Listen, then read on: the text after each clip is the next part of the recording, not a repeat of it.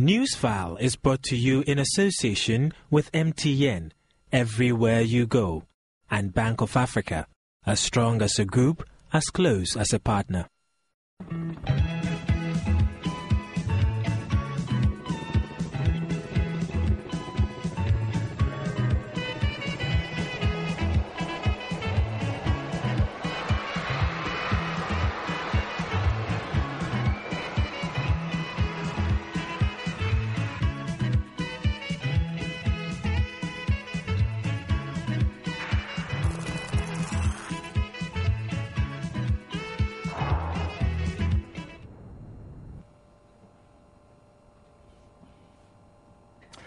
Hello, a very good morning to you and welcome to Newsfile. This is your most authoritative news analysis show, and here we put Ghana first. My name is Samson Ladi Ayenini, and today, by way of introduction and a tribute to Professor Chinua Achebe, I am advertising 3 of Professor Chinua Achebe's books, and here we go. Government is turning and turning in the widening gear. The teachers will not take any excuses and pleas. Mere anarchy has loosed upon students as their wassy things fall apart. But what is this latest joke that the Let My People Vote, my Vote Count alliance, the respected Ken Ofori-Atta and AFAG, are instigating the streak of strikes? A toad does not run in the daytime unless something is after it. Professor Achebe says in Arrow of God.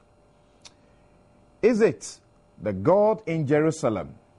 We will demand full disclosure of the Jerusalem philanthropist, or is that asking too much of the government? A man who brings home ant-infested faggots should not complain if he is visited by lizards. Justice Bega, who is promising him a legal embarrassment that potentially can erase all he ever earned as a lawyer and jurist. We'll get into that matter also. The historic election petition. The petitioners and respondents are deadlocked, but will the Supreme Court take over and bring an end to this hanging matter, which is making the politicians forget that we all have to stand on the earth itself and go with her at her pace? As Professor Achebe observes, in no longer at ease, Ghana certainly deserves to be at ease. And finally, Professor Achebe says, if you don't like someone's story, write your own. Will the Ghana police take this advice, since they don't seem to like that being told by Sir John over Dr. Mahmoud Bawumia's accident?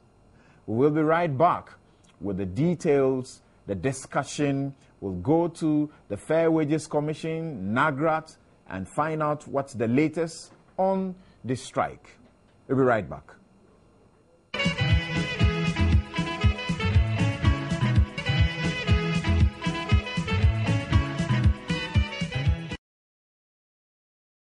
And I'll use this forum to, now that I'm talking about teachers, to appeal to our teachers, to call off the strike and go back to the classrooms. I know that various groups of organized labor have different complaints that they have. But I think that the complaints are better dealt with in an environment of dialogue rather than an environment of intimidation. And often when that happens, it is the children who suffer. The timing is absolutely wrong. The children have started their exams, and we need the teachers there to guide them, not only to guide them, but also to invigilate the exams to ensure that the integrity of the examination process is not compromised.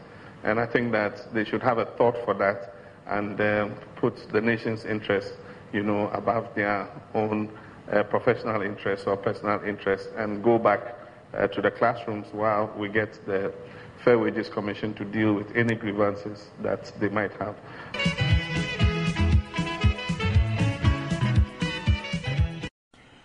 Thank you once again for keeping your dials here on Joy 99.7 FM. You're listening to us also on Love FM in Kumasi and over a dozen affiliates across the country. You're watching us on your Joy News channel on Multi-TV. You can also hear us live on at myjoyonline.com and also at Multi-TV World/streams. All right, so my guests are just getting seated, and when they do, we will begin right away with the discussion. And first of all, we are looking at the matters concerning the teachers. As you know already, the teachers have refused to listen to the pleas of their students, parents, the clergy. You heard the Catholic Bishops' Conference, government, the president making an appeal to them, and even defied the orders of the Labour Commission to return to the classroom while negotiations continue. My question is, who is playing games with the future of the students? Who is doing something wrong? We're hoping to speak to the president of the NAGRAT, Christian Ade Poku. Good morning, and thank you very much for joining us, Christian Ade Poku. Good morning, Samson. How are you, sir? I'm fine. Okay. There was a last meeting at an attempt to resolve the issues yesterday. I think most important will be the news that everybody else is waiting to hear is what was the outcome? Have all the issues been resolved? Are you going back to the classroom on Monday, or you are where you are? Well, Samson, unfortunately, I cannot give you a straightforward answer. But what I would say is that, yes, yesterday there was a meeting, and at least it was an improvement upon a series of meetings that we have had so far.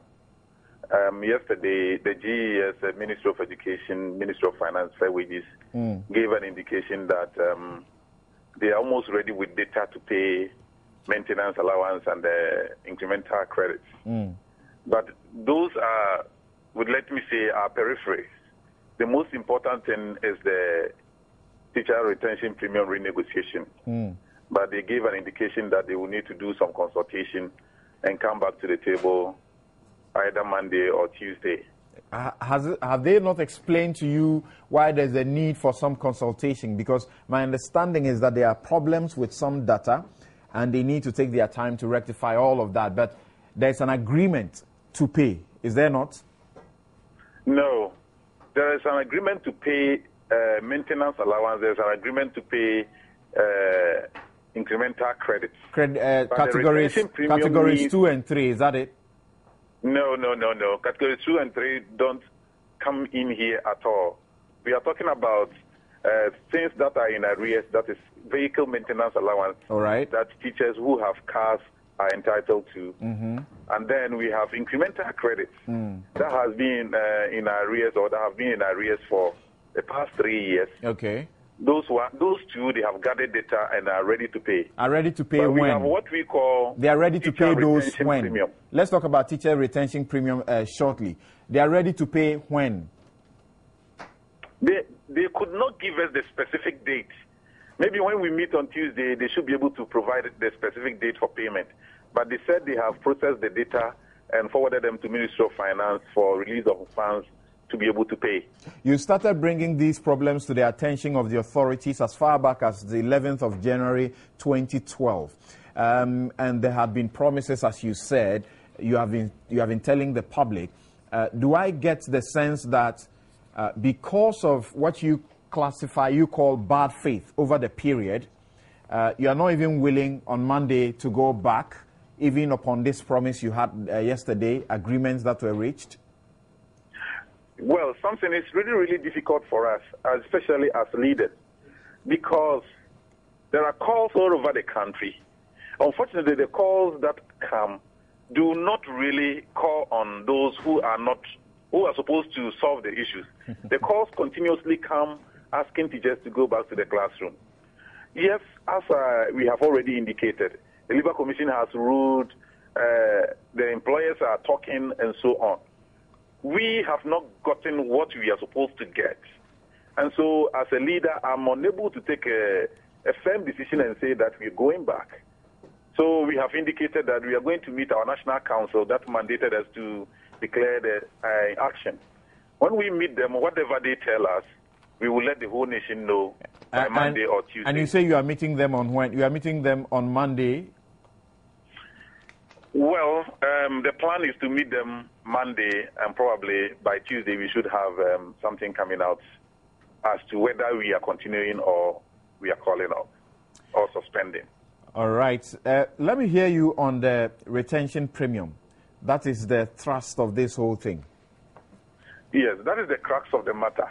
And the retention premium is an allowance that we negotiated upon our migration onto the single spine. But over the years, we have realized that because teachers were among the first group of people that came onto the single spine, we didn't have anything to compare at the time that we negotiated the 15%. But we have realized that other people have come onto the single spine. They have gotten different premiums, getting 96%. Some are getting 120%. The least getting about 58%. But the teachers are at 15%. And that is what the whole country, every teacher is crying about, that it is creating an unfairness in the system. And that is what we want to see, a renegotiation, so that at least the teachers can also come at par. Even if not at par, we will be closer to those who are far ahead of us. And that is the crux of the matter. I see. So there's no hope yet that you are returning to the classroom, because that's the most important question to be asked. Well, something I wouldn't be able to say as at now. I think all NAGRA council members have been listening to what is going on air. They are taking their own decisions. We will go and present to them what we have received, and they will take the final decision. I see. So tell us, what exactly do you expect to happen between now and Monday that could get you back? That there's an announcement that the retention premium will be paid. Is that it? Yes, the retention premium will definitely have to be negotiated. It will definitely have to be negotiated. But then it depends on how fast we want to negotiate it. That will also determine how fast teachers are ready to go back. All right. So, and it's not something that I'm expecting that but you describe, they have given you this. It will definitely be negotiated. All right. You describe yesterday's meeting as having made a lot of progress, isn't it? Yeah. Okay. So why don't you meet them halfway? Give and take. Well, as I said, the final decision is not mine. The final decision can only be mine when the mandate they gave me, go and bring this. If I had been able to bring that thing, then the mandate would have been mine to immediately say, go back to the classroom. Unfortunately, I have not been able to get exactly what the council asked me to bring. So what I have to do is present what I have got. So that was what we told the meeting yesterday, that we are not in a position to issue a statement and say that we're calling off. But what you have presented to us, we're going to send it to our council for the councils to determine whether it is enough for us to give, way for further negotiation. A very final question to you, Chris, and in 30 seconds, what do you say to those who say, sorry, but that you're acting a bit, you're being a bit heartless, as it were, because the clergy have appealed to you, parents have appealed to you, students are appealing to you because their examinations, their future is in the balances here. The president has appealed to you. Almost everybody is on their knees, pleading with you. Let me say that we have not snubbed anybody as at now. As far as I know, the pleas have come in the media. Unfortunately, they have not really directed their pleas directly to us. That notwithstanding, we cannot also say that we are not in this country. We have heard. We have heard all the pleas. And we also plead that as they plead, they must also plead to the authorities. Because if you look at the litany of letters, litany of pleas that teachers have made from January 2012 up to this time. I think if people had been serious on these matters, we wouldn't have gotten to this stage. But as I said, I think the pleas have gone to all our council members all over the country. As we meet on Monday, we will look at all the issues, we evaluate them, and see if there is, enough grounds for us to really reconsider our decision. All right. Thank you very much. Christian Adepoku, he is the president of the NAGRATs. Thank you very much indeed. We have been trying to get George Smith Graham, who is the CEO of the Fair Wages and Salaries Commission, but we are unable to reach him at this moment. As you know, TEU has joined. It's not only NAGRAT, it is NAGRAT and NAT, and TEU has also now joined. My understanding is that the TEU, we're having a separate discussion, and all of a sudden decided to also spring this surprise on the Fair Wages Commission. NAGRAT, however, was also expected to deal with WAEC with respect to the WASI allowances that they were complaining about as well. But as you heard Chris say, they have made some significant progress so far.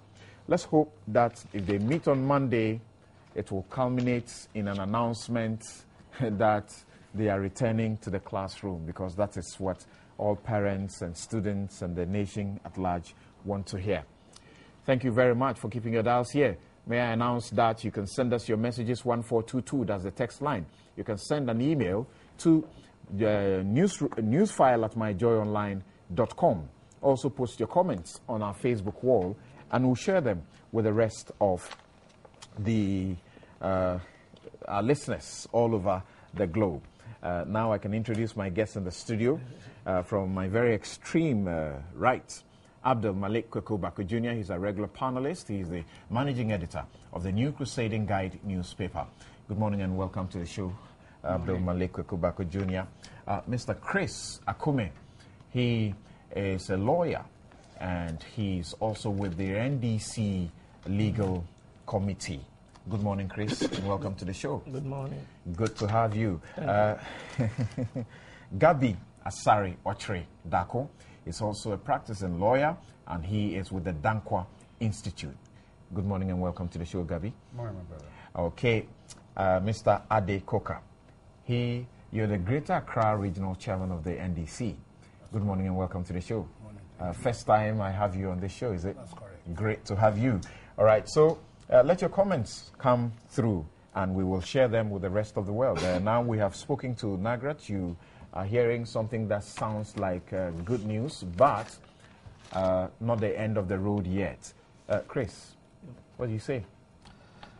In the first place, I must say good morning to our cherished listeners. Secondly, I wish to state that the indication that the impasse is about to be sorted out sooner than later is good news, not only for the students of this country, but the parents and all Ghanaians as well.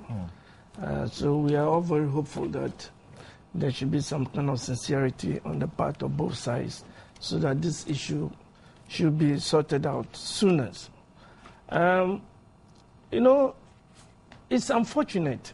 I call it very unfortunate that this strike action is coming at this particular time, because this particular government has just taken the reins of government, and then it's not even up to the 100 days which one expects that should be given out to a new leadership to put his house in order and listen to complaints and issues arising from the previous regime before, putting up such confrontational attitudes. But this is not the case.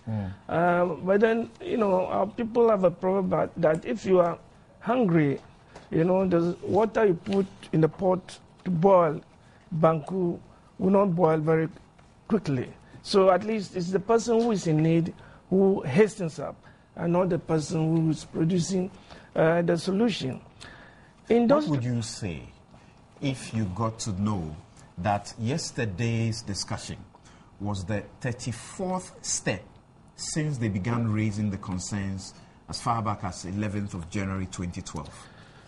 Yes, it is true that there have been discussions along the line, but then at every point in time, whether it was the 11th, the 12th, or the 20th, there was progress along the line. And, they were virtually getting to a solution point before this bubble busting up. If you remember, when there was an indication that there was going to be a strike action, there was a meeting last week Sunday. That was around 7:30. I mean, that was a time when Christians in government, should be in church, worshiping the Lord. You understand?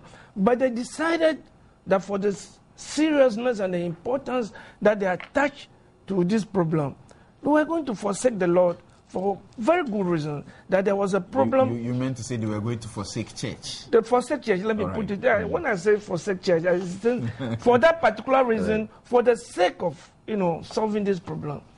The chief of staff was at that meeting, which started around 8 o'clock. The Minister for Finance was there. Minister for Communication was there. And all other people who were connected with sorting out this problem of teachers were there.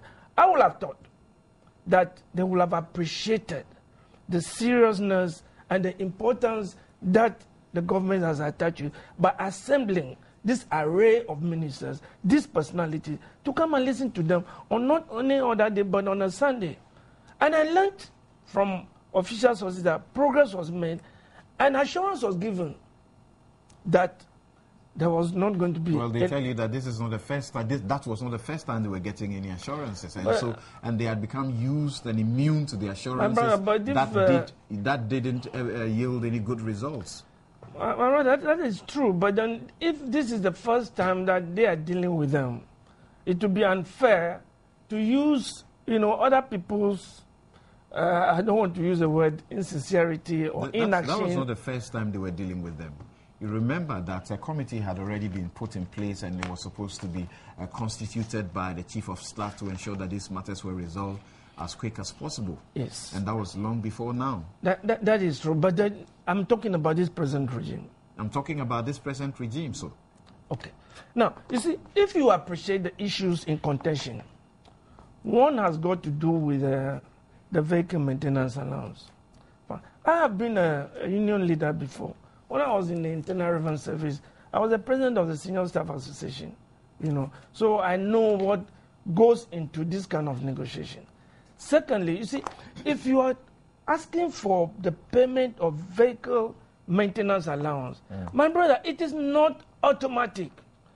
You must prove to your employer, one, that you indeed own or possess a vehicle. Two, you must prove to your employer that the vehicle was used, in the conduct of your employment. And that the vehicle was in use during the year in question, in pendency. You understand? But that's very easy to determine when it comes to teachers, isn't it? Yes, the proof is that, yes. Because they drive to school. Yes. Seeing the vehicle is not automatic. You see, I remember that you were asked to produce a valid roadworthy certificate.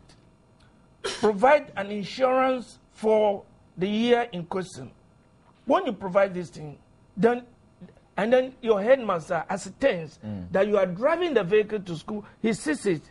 Three conditions are prevalent. You satisfy them, then it is automatic. I presume that if these were problems, and they still were, there would not have been an agreement to pay this. They wanted it to be automatic. You understand it? The teachers, NAGRA, and Ghana National Association of Teachers wanted the government to apply the list of 2011 for 2012. Now, the question arose, what of people who dispose of their vehicles? What of people whose vehicles were at the workshop, and even though they still, lay ownership to this vehicle, they were not using the vehicle for employment? What of those new persons who have acquired new vehicles? So the issue was that there should be a compilation of new evidence for the payment of. And, this was an issue. And NAGRAT and NAT were unable to provide a new, record of teachers who had vehicles in 2012. They wanted an automatic application of the record of 2011. Okay. And this was an issue. So you will agree with me that even if they made 20 times or 40 times, once the issue of evidence of possession, ownership, usage was not sorted out, this problem was supposed to drag on. You understand it? That is it.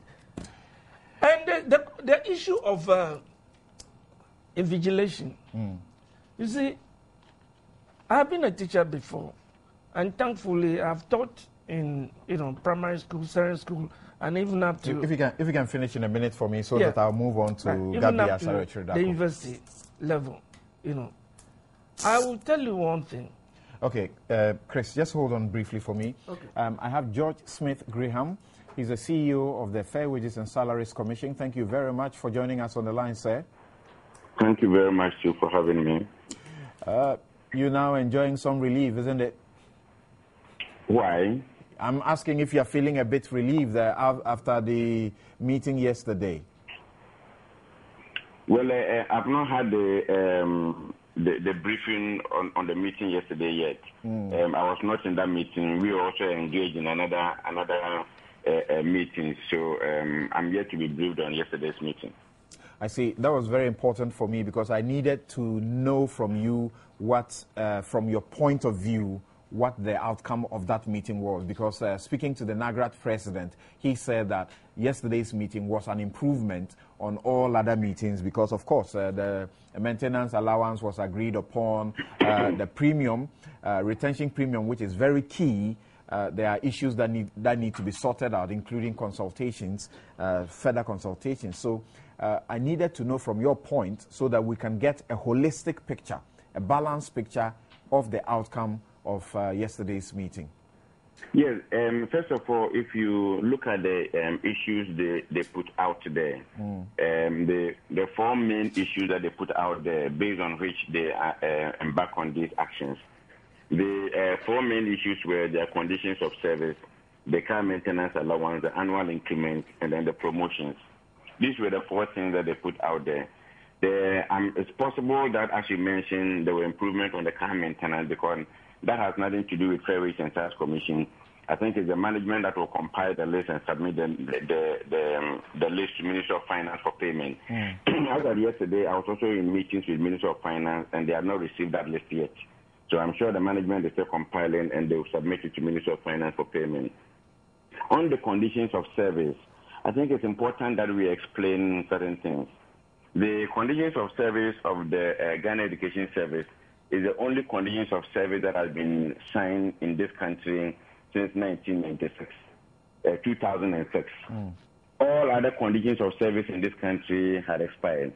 Now, it came about because if you look at the Act 737 that established the Fair Wages and Salaries Commission, the Act 737, under the existing arrangement, that is Section 29, indicated that a public agency concerned with A, the classification of salaries, and B, negotiation of terms and conditions of service for public servants, before the commencement of this act, shall cease to be responsible for the classification and negotiation 12 months after commencement of this act. So immediately, because of the new pay policy, all conditions of service in the public service had expired because under the new pay policy, that is the single span pay policy, the arrangement for negotiating the conditions of service are different. But somehow in 2009, when a change of government came, and there was some quick meeting that went on in Education Service, the Ministry of Education, and because the government at the time was new, a signature was appended on the conditions of service, which is expired now, that they are saying should be renewed. And NAT and NAGAT will bear witness how vehemently Fair Wage and Salaries Commission opposed to it because we felt that it was not right. But it had been signed already. And even at that point, because the government was new, we were prepared to even challenge it because it was against the law. But the government at the time felt that it was new in government, and so they said, okay, we can allow it to go. So we allowed it to go. that was when government introduced for the first time the professional allowance to the teachers. So the professional allowance became the only thing that was implemented at a time in that conditions of service. All the other ones were suspended. Please, we are implementing a new pay policy. The conditions of service has monetary things and non-monetary issues. All the monetary ones are being negotiated under the categories 2 and 3 allowances we are working on now as part of the implementation of the single spine. Single spine is being implemented in phases. The first phase is just migrating everybody onto the single spine, which we've almost completed. The second phase is the categories 2 and 3 allowance, which there are committees that they themselves are involved as organized labor, together with government side, working out the modalities for the implementation of the categories 2 and 3 allowances. 2 weeks ago, there was a meeting of this committee, of the Public Services Joint Standing Negotiation Committee, which in my view is the highest decision-making body when it comes to the implementation of the single spine.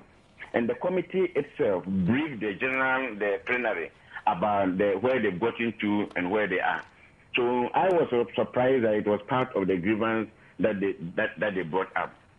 Now, if we take the annual increment, we are implementing a single spine salary structure which is very, very tight. Now, what they are saying is that since they were migrated onto the single spine, they have not had any annual increment, because the government white paper indicated that we will introduce a public sector-wide performance management system.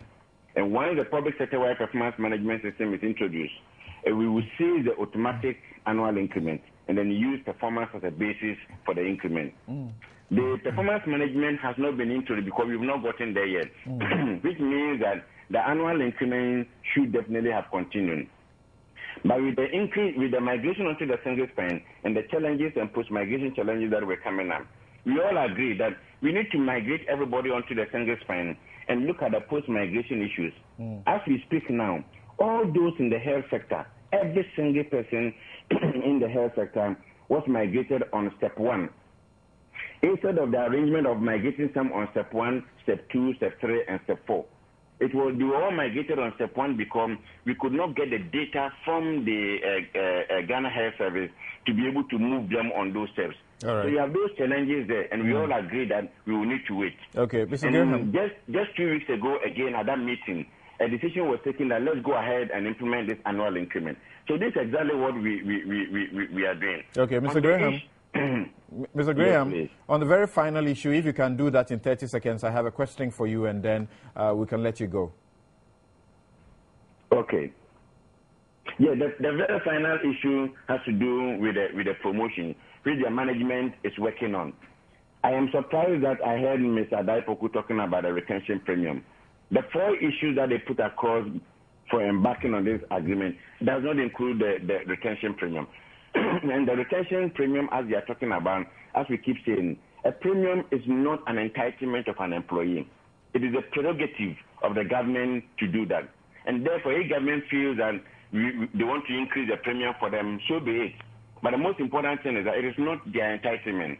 And again, government is now paying them based on the values of their job. That is what government is entitled to pay them, the values of their job. Okay. Once government is paying them on the values of their job, I think that these issues, do not arise. And when government feels that you require a premium and government wants to pay that premium to you, based on what the cabinet is going to issue very soon, I'm sure we'll be able to resolve these issues. So these are the critical issues that we are all confronted with now. All right. It's fantastic to go back and, retell the story from the genesis. But don't you feel or agree with some who say that this is a sign of bad management or a management that is not proactive? If they started signaling or bringing these issues up as far back as January, and they have taken several steps, and then today we are meeting and we are agreeing that these are germane issues that ought to be resolved, and you are resolving them. The point is, why could you not have resolved these issues long before now? There have been not one strike, I think about 2 or 3 strikes within the period. I'm not sure where the bad management, who you refer to, whether it's Fair Wage and Sales Commission, whether it's Ghana Education Service, whether it's government, I'm not sure. But let me talk for Fair Wage and Sales Commission. it cannot be bad management on the part of Fair Wage and Salaries Commission, because we have been meeting all of us together on these issues that I've been talking about.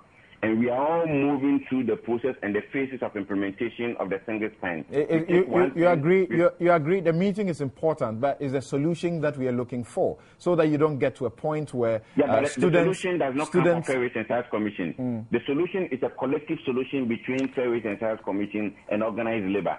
And now the committee that is working on these categories 2 and 3 allowances have not even submitted their report to Fair Wage and Salaries Commission.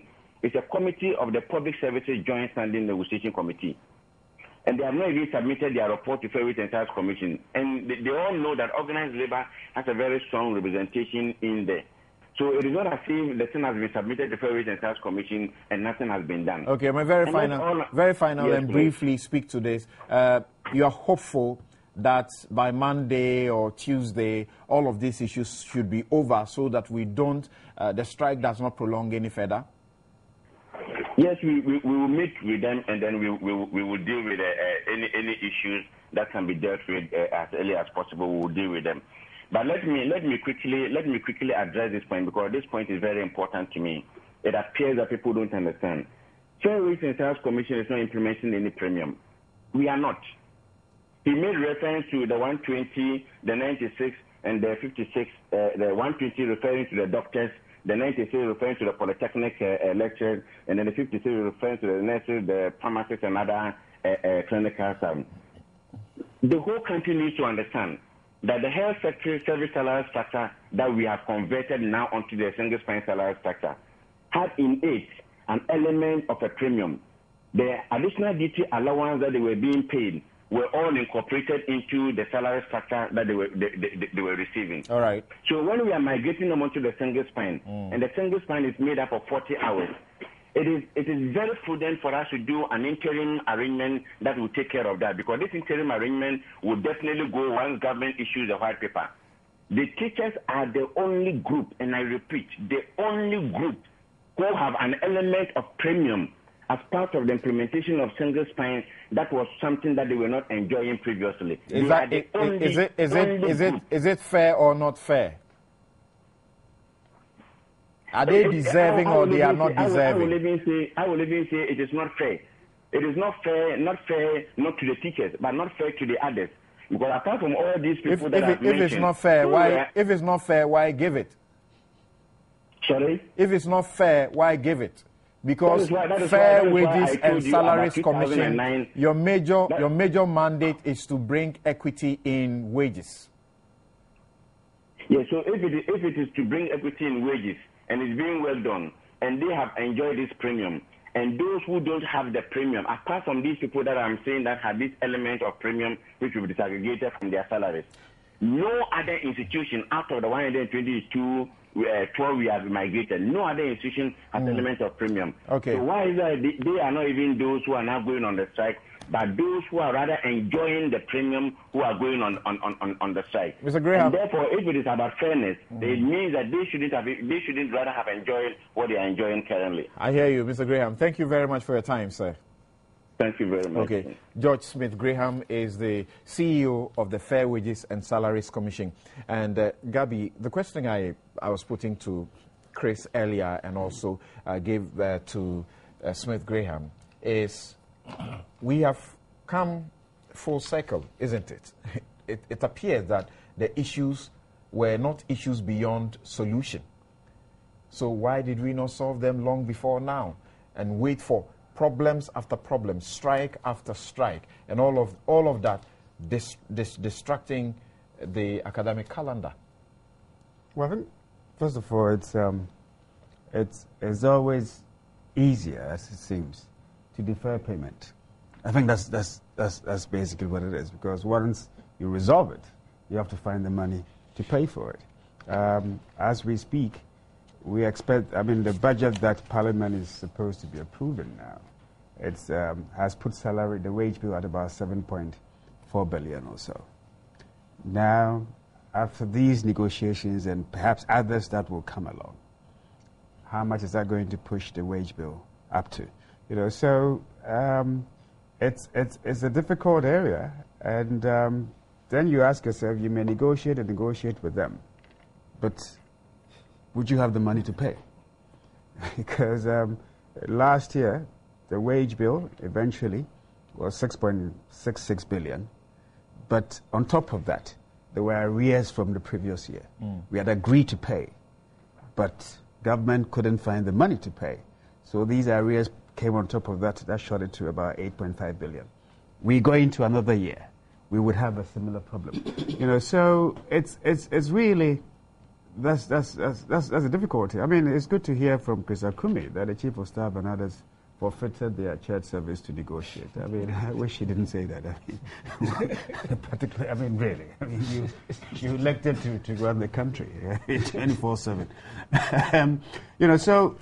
But I think we're all happy that it appears that they are getting somewhere. But the bottom line is that there must be sincerity. Because if you just agree to it because you want a little respite, it will come back to bite you. After 3 months, 4 months, they don't see the money, they're going to go on strike. So I think it gets back to the point you made. First of all, there ought to be transparency. How much do we have in the kitty? How much can we afford? And then there's a level of also, like you said, equity. I'm not particularly sure about equity when it comes to wages and salaries. It's what your work must determine your pay, I'm not so sure about this single spine salary structure. It tends to be a little bit too. Anyway, that's a different argument. So the bottom line is, yes, after teachers, who next? After teachers, who next? And what is in the kitty, has it taken care of inflation? When is utility prices going to go up? And if those things start going up, and as it is now we've gone beyond single-digit inflation. Even going by the inflation figures, which the Ghana Statistical Service itself accepts their difficulties with, and is going to somehow revise them. We still have now double-digit inflation. Where is that going to take us? And how will that have an impact on really your purchasing power? So there are difficulties ahead of us. There's absolutely no two ways about it. Even on top of that, the deficit that government it's projecting for this year is 9%, huge. 9%, from 12.1% to 9%. I mean, they've started being criticized left, right, and center. I think the latest was Stan Chart.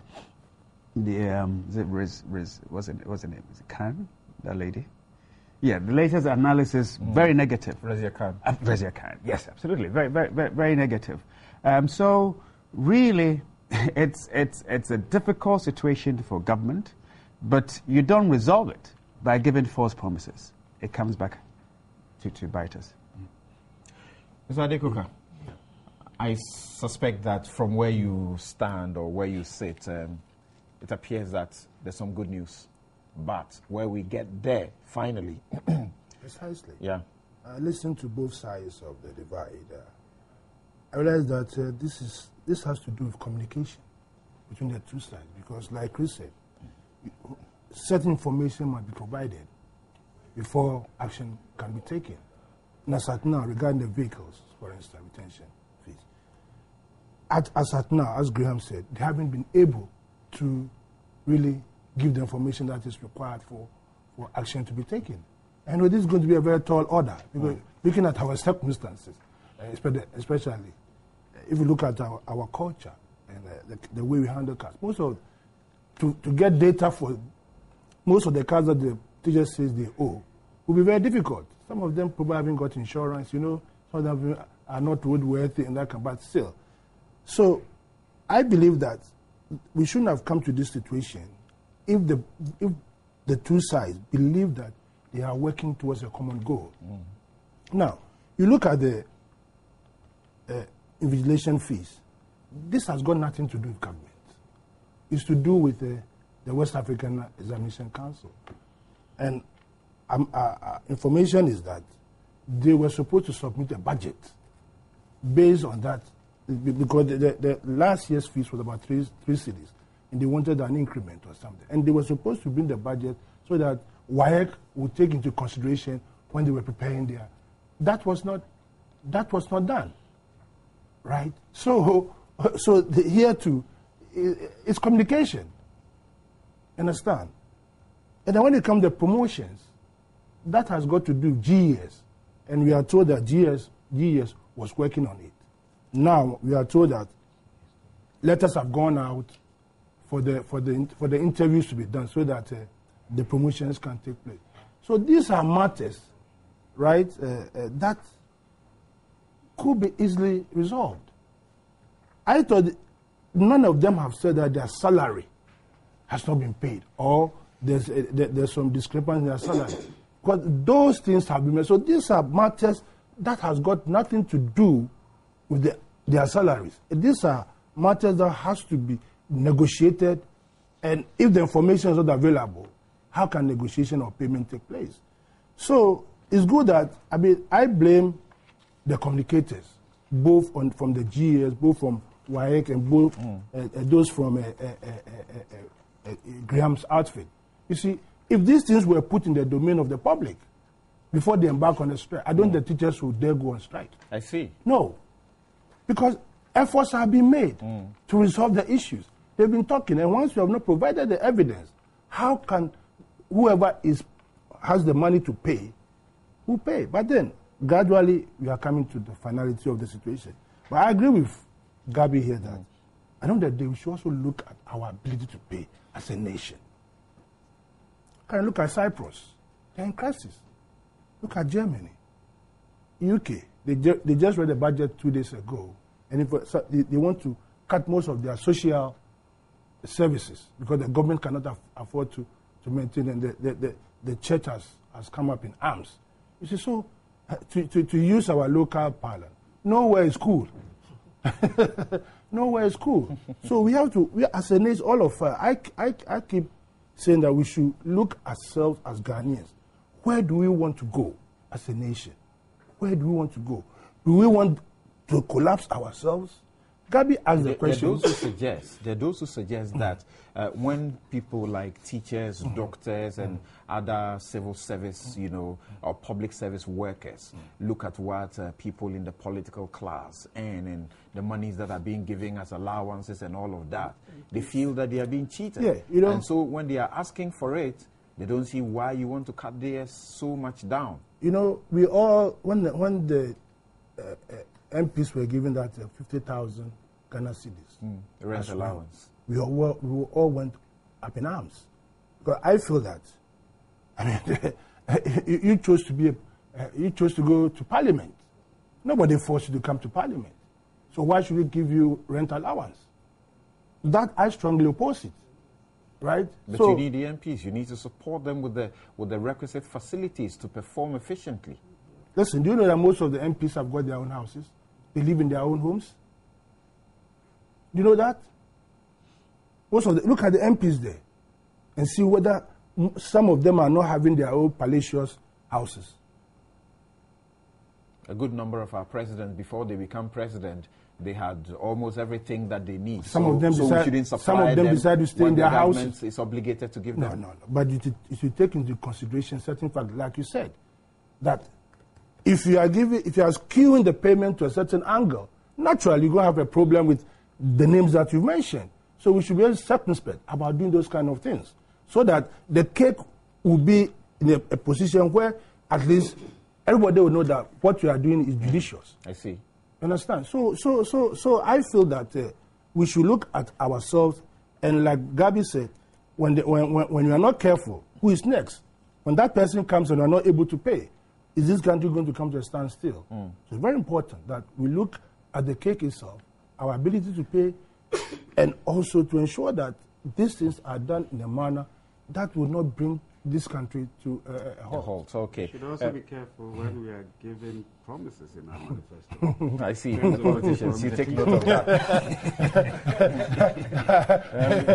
that. Both of us do that, don't we? You are going to give school fees at the heart of the free SHS was teacher first policy. Now, Abdul Malik, the teachers' complaints here is that, look, everybody is targeting and looking at them and appealing to them, but it appears we have taken our eyes off those who are supposed to make sure that they get what they deserve. Yeah, I would deal with that. But this sidekick that came in terms of rent allowance for MPs, I am fully for taking good care of our MPs in terms of offices and residential facilities. 100%. This is a democracy. You can't do with that without a branch of the legislature, unless we don't want a democracy. You do what you can afford. And what we are doing is not even enough, in my candid opinion. You see, we're not doing things the right way. That is the problem. If we had permanent residential facilities for MPs, that all MPs that come and go will stay in, as I thought we began with Sakumono flats, which unfortunately we sold out to the individual MPs. We will not be talking of rent allowance. So we are not doing the things the right way, but that is just a sidekick. You know, I'm wondering what else to say. I'm fatigued on these issues. It's a recycle of the same old issues, only that sometimes the actors change, the players change, but it's the same old issues.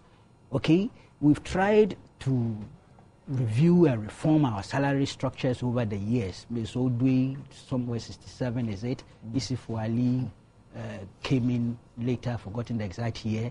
Jampo was 92 or 93.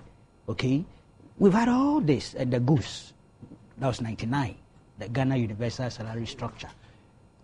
And none of it worked. Somehow we came up with this single spine salary structure that appeared to me to be the solution to resolving these disparities and inequities within the public salary structure. But somehow it appears still problematic. I think we have a legal regime that is supposed to guide our conduct, all the players in this kind of this unfolding saga. We have institutions that have been mandated by law also to play appropriate rules. So there's a legal regime and there's an institutional mechanism. How come that there's a failure of some sort? The human factor. I think there's certain deep level of lack of trust and bad faith. And it's making me ask myself whether perhaps the legal regime itself does not need re-engineering. Okay? Because if you read the laws, they are clear. And teachers, doctors, nurses, and things are very educated, very intelligent, very knowledgeable people. So what is it that is not making some of them go according to the way the law is being written? There must be a problem. And I don't think the problem is exclusively with the teachers, nurses, and doctors. Okay? It cuts across. The institutions that we've put in place and those we've entrusted with the responsibility to ensure things are done, are they also working appropriately, timeously? Are they? Is there not a certain level of insincerity and sensitivity on their part as well? So, to be honest with you, I'm a bit fatigued because I'm sure I can count the number of times we've sat on this very station, this very program, and interrogated these issues, which for me is just a recycling. I was hoping that the last meeting they held, because there was an announcement that both sides had agreed to go sit on the table, dialogue. There was a 7-day time framework that had been given to them, and I was hoping. But now, listening carefully to the spokespersons of the unions involved, there isn't a categorical commitment. They are hedging. And perhaps it's due to experience, in the sense that they've had the experience of non-fulfillment of commitments that have been made at dialogue. You know, so, Samson, I'll be honest with you, I'm at my wit's end. I do not have a prescription. I'm only frustrated. I think it's an indictment on us as a nation, and especially on those who've entrusted with the responsibility to deal with these issues. Okay, that's the way I see it. The teachers, some of them, they have children in schools. They chose a time that hurts, as we considered last week. But some of their children could be victims. Okay. So we ought to ask ourselves, why would people who are educated, intelligent, and knowledgeable do what they are doing? It's because there's a missing link somewhere in the system. There's a certain quasi-systemic failure, near systemic failure. Perhaps maybe we must go back to the drawing board and look at the law again and see whether indeed the law that has been put in place. I'm told it's one of the best legislative pieces when it comes to our labor laws globally. But why is it not working? Why is it not attracting the appropriate commitment from the educated class? If the fault is not there exclusively, it may be with those who are in charge of the institutions that are mandated to negotiate deals with them. I don't have an answer, I'll be honest with you, except that I think that Ghana is bigger, better to solve these problems than we are doing. All right. Abdul Malik Kweku Bako Jr. And on that note, we take a quick break. We return to look at matters in courts. We'll be right back.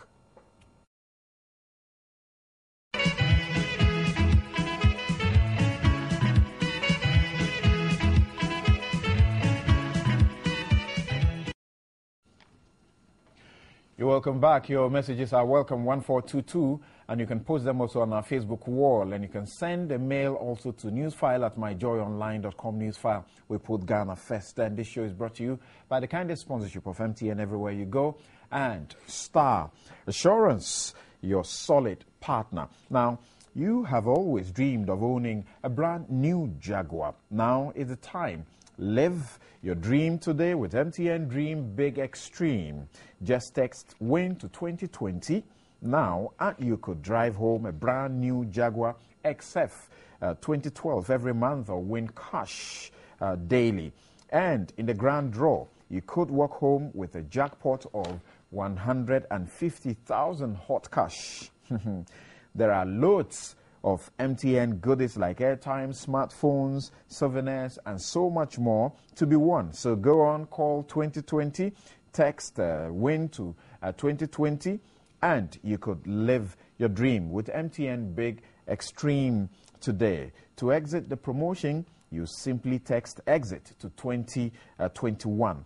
This is partnered by Fellow Ghana, distributors of Jaguar. MTN everywhere you go. Now, while some hazards arise next to no time, our protection comes even faster.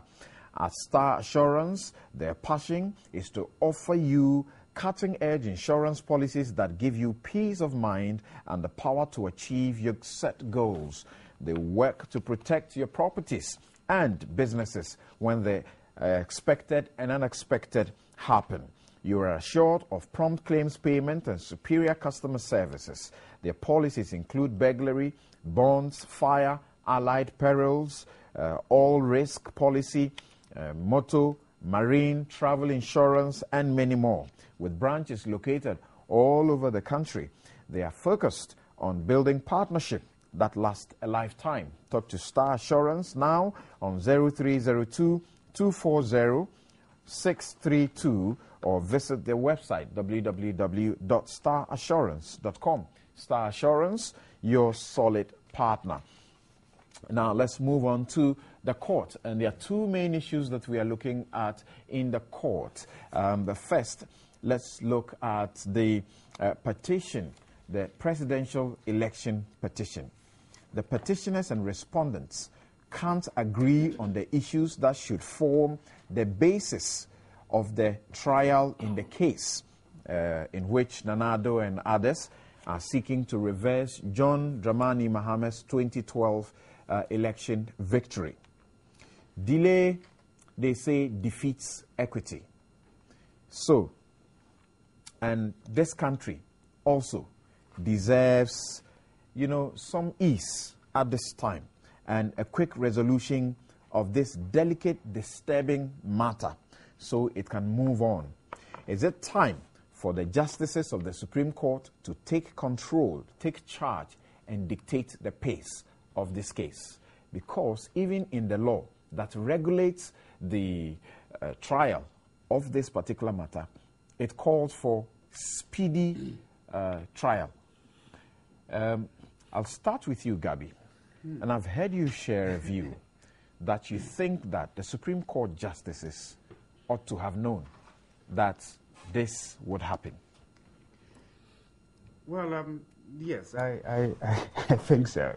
And I think perhaps maybe they wanted them to get stuck and come back to them. So whatever the court then decides, then they all It was on the 14th, is it, that the court gave 7 days for the parties to get together, put their heads together, because all of them have submitted their issues that they wanted to form the basis for the trial, including whether or not people voted without verification machines and other matters.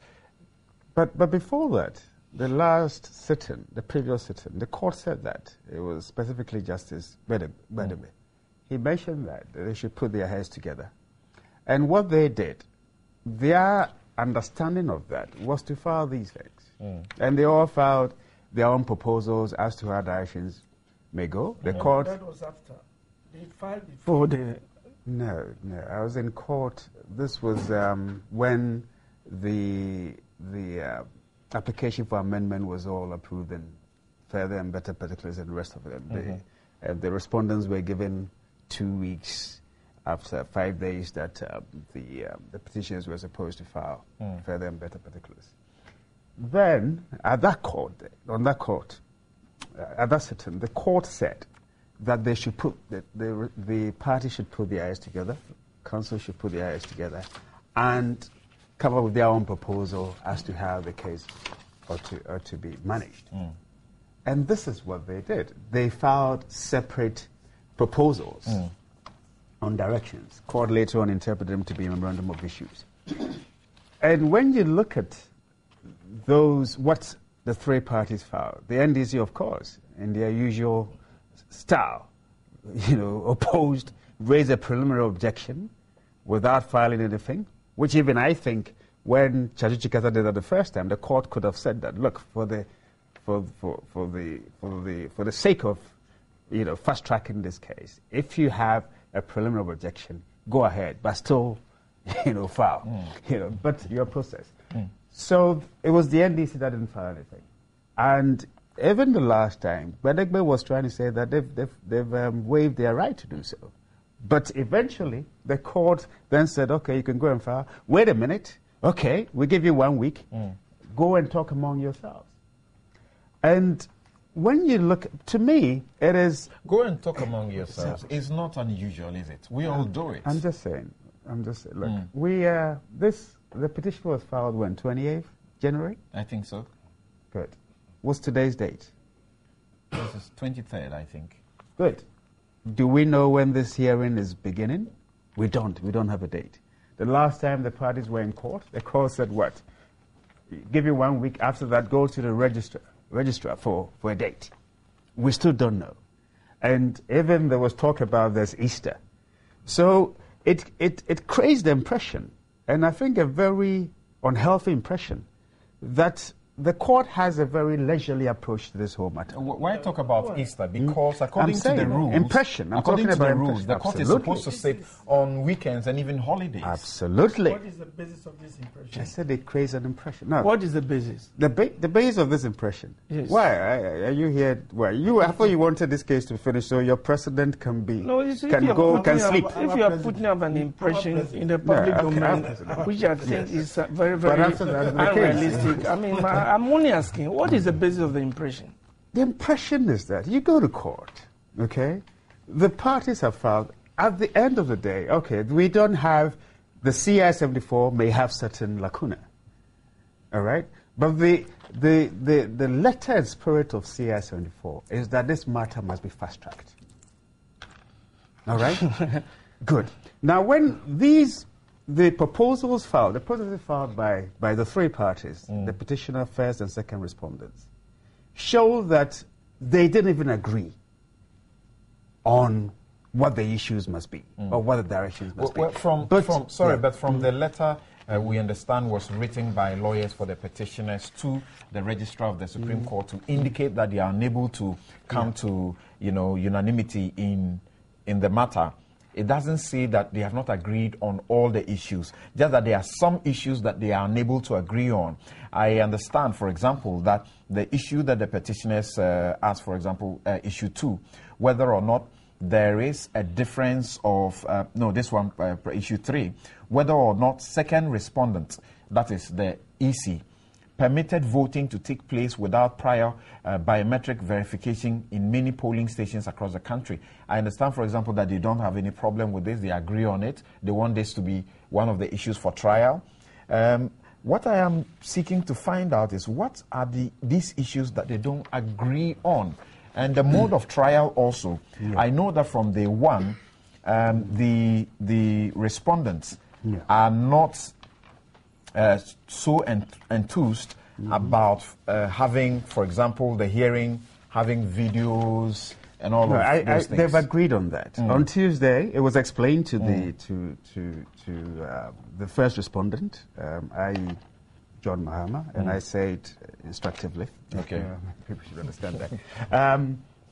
It was explained to them that, basically, they're talking about things like PowerPoint, presentation. And stuff to that effect. I mean, if you have a video of evidence, you can, so that they understood that.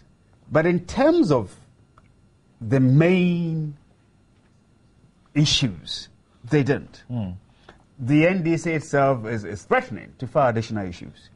Okay, the EC is saying that throw away the directions that have been proposed by the petitioners and use ours. But when you look at all three before the court now, when you look at all three, you can still pick. They all make some sense, So you can pick from here, from there. That's what we normally do, isn't it? Absolutely. And cancel those who don't make sense. Absolutely. So what was before court, as far as some of us were concerned, they could have worked with that. But having said that, a week is gone. We still don't know when we're going back to court. Okay?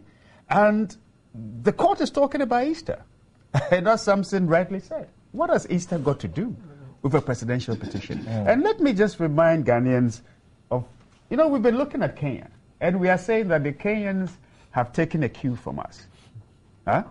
And there's some people are even, now the Ghana case is out there. Oh, Kenya has gone the way. Let's hope that it will be as peaceful as Ghana is. That is what is actually in the international media and the rest of it.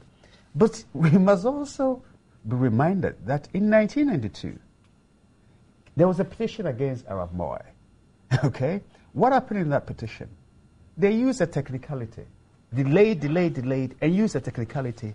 They said because the guy was at the time suffering from physical incapacity. The wife, he gave power power of attorney to the wife.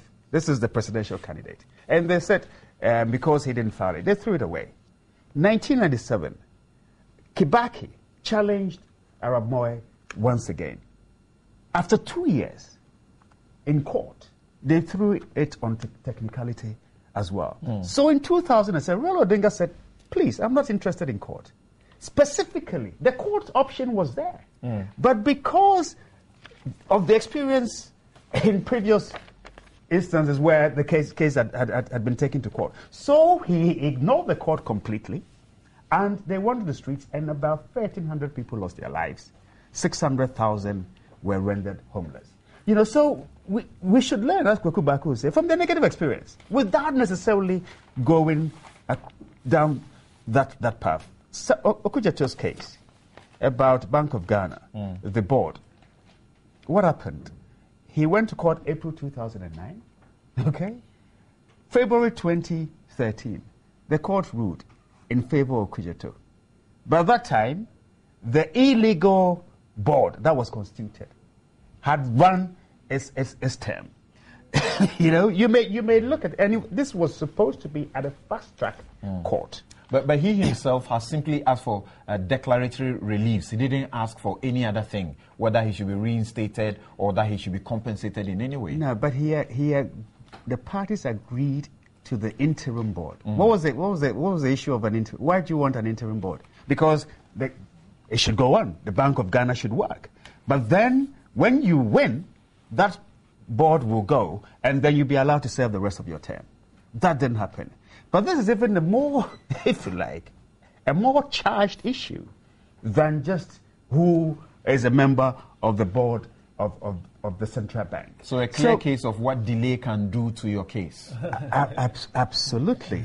Absolutely. And at the end of the day, if you look at the proposals submitted, there's also a proposal that this case can be dealt with once it starts, within 2-3 months. Yeah. It is in everybody's interest. And I am confident that once we go past these interlocutors, the case will then perhaps run its course. Bear in mind, we may even be here. We may not have a date for hearing, and Kenya would have finished with their case. I see. Interesting. let me come to Chris Akume. Now, Chris, I'm looking at the issues. The issue of the delay. That bill should not create that kind of impression as if there is an attempt by, the NDC, the respondent, or the court to delay this matter. The delay is coming from them. One, I mean, they brought the petition, withdrew the petition, and brought another one. They didn't do that. They didn't. They amended. They amended. Whether they amended on it is that not the cause? Once you amend, the other party will have to, respond. But did they have to be given 14 days? When the law says 10 days? So if they amended from 4,700 to 11,000, and almost you wanted 12,000. you wanted the parties in litigation with you to sit down and fold their hands, you are causing the delay. Okay. Why are you complaining? And don't forget that in solving out an electoral dispute, in adjudicating an electoral dispute, the court must not be stampeded at all. No, the wheel of justice, everybody knows, in all cases, the court must not be stampeded. slowly and comes to a halt. You see, there should not be any, what I would call an indecent haste. Are you interested? Are you interested in the fast tracking of this case? I am very much interested, but there must not be an indecent haste. I wanted to ask you this. I wanted to ask you this. The mode of trial. The petitioners are suggesting a number of things, and then you have the respondents on behalf of John Mahama disagreeing to some things. This is what they disagree to. For example, number 2, they say that the petitioners want that the parties may adopt audiovisual aids in presentation of evidence. The respondents, as in the first, the first respondent disagrees. They don't like that. But they've now gone beyond that. They've agreed that. Okay, point 3. Sure. They say that at least 5 days before the trial, parties shall exchange documents to be relied upon either in hand or soft copy. That one also, the first respondent doesn't want that to happen. I'll show you another last point where they say the petitioners want that affidavit evidence may be admitted subject to opposing parties' right to cross-examine deponent. How? That one too, you disagree. Who will agree to that kind of thing? You are a lawyer. I mean, will you agree if you are representing a client? Will you agree to this kind of? I'm not in this case. No, I'm asking you, are a lawyer. Are they going to force the issues that they think, they believe in, will fast track this matter on everybody? No, I mean, we have to look at our circumstances and see whether they make sense or not. Let me say something. You see, when we file application for directions, it is just to bring out the essential or the salient issues which are in the heart of the litigation to guide the judge for early adjudication so that evidence will be laid using those issues as posts. You understand? That's all that is. You narrow the broader issues. You not narrow it. Now, they filed the, the application for direction. Yes. Obviously, the respondent has to file what he knows and we also know as additional issues. That is, if you have any. And that has been filed.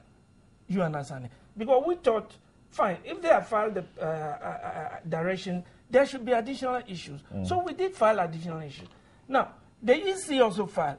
But then the NDC as a party objected to filing of application for direction because I remember very well the lawyer Samuel Kujo was saying that it is not provided for in the rules.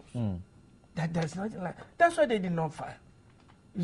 So if we are guided by the rules, we have provisions in the rules. Are we going to say that because we want to fast track, so we should do everything, whether it's from Kenya or Uganda or Tanzania, because we want to fast track? We are guided by rules. Other than that, you are throwing the rules outside. That was the basis on which the solicitor for the NDC objects to the application for direction. And he's saying that, look, it is for the court to come out with directions and impose them on the party, which you are largely accept. You understand it? Now, there is a contention as to what should be the issues and that. And the court rightly said, look, go and sit down and come out with the issues so that the court can adopt them for the purposes of adjudication and asking for evidence in the trial of this matter. And that cannot be done. So what should the court do now? The court is now going to look at the issues which have been filed by the parties, pick this up, take this one out, take out this out, and at the end of the day, bring them as issues for adjudication. This is where we have reached. So there is absolutely no delay. Do you understand it? There's absolutely no delay. If you have made unrealistic promises, let me finish. If you have made unrealistic promises to your electorate or your followers that this matter was going to be finished in 1 week, it didn't not finish. No, but then you extended to 1 month. But on their issues proposed, they are asking for 3 months. 3 months. They are not talking about 1 week. No, initially they said 1 week. Then they came to 1 month, 1 month, 3 months, and then you are now seeing that. You see, based on your own position, based on your own, submissions before the court, processes filed, this thing has to go this way. Just accept it and go back to your electorate and tell them that this is not 1 week matter, this is not 1 month matter, it's not 3 month matter, So let's go on. Why are you not talking about Kenya? You are talking about Tanzania and that kind of thing. An important part of the rules that you are referring to is speed. How do you think you can achieve speed going forward? We are all interested in the early resolution of this matter because we want our peace. That's why if we want our peace. If, for example, if we had wanted, to be very technical, as he said, there are a lot of technicalities which inure to the benefit of the party. But then, which we could have gone on. But we look at it and we say, no, this is a very important matter. You understand it? The thief man's house must not be burnt. The roofing must be removed so that everybody looks into the building and see what kind of property the thief has stolen. You understand it? That is why we decided to go through a full trial. Other than that, the NDC could have used technicality to throw this matter out even instantly. But no, we want to go with them. We want to lead evidence to see whether in the 11,000 police stations that they are talking about, something in the nature of aberration has gone wrong. So we cannot determine, they cannot determine, the court must determine. So let's assist the court. Let's provide evidence to the court so the court can, come to a fair conclusion. So Ghanaians will know that nothing untoward happened or something untoward happened in the conduct of the last election. It is not for them to want to at all times decide that this is what must be done. And so that where is the disagreement between you and I? What you just said. You are creating a disagreement. You said you want this matter dealt with.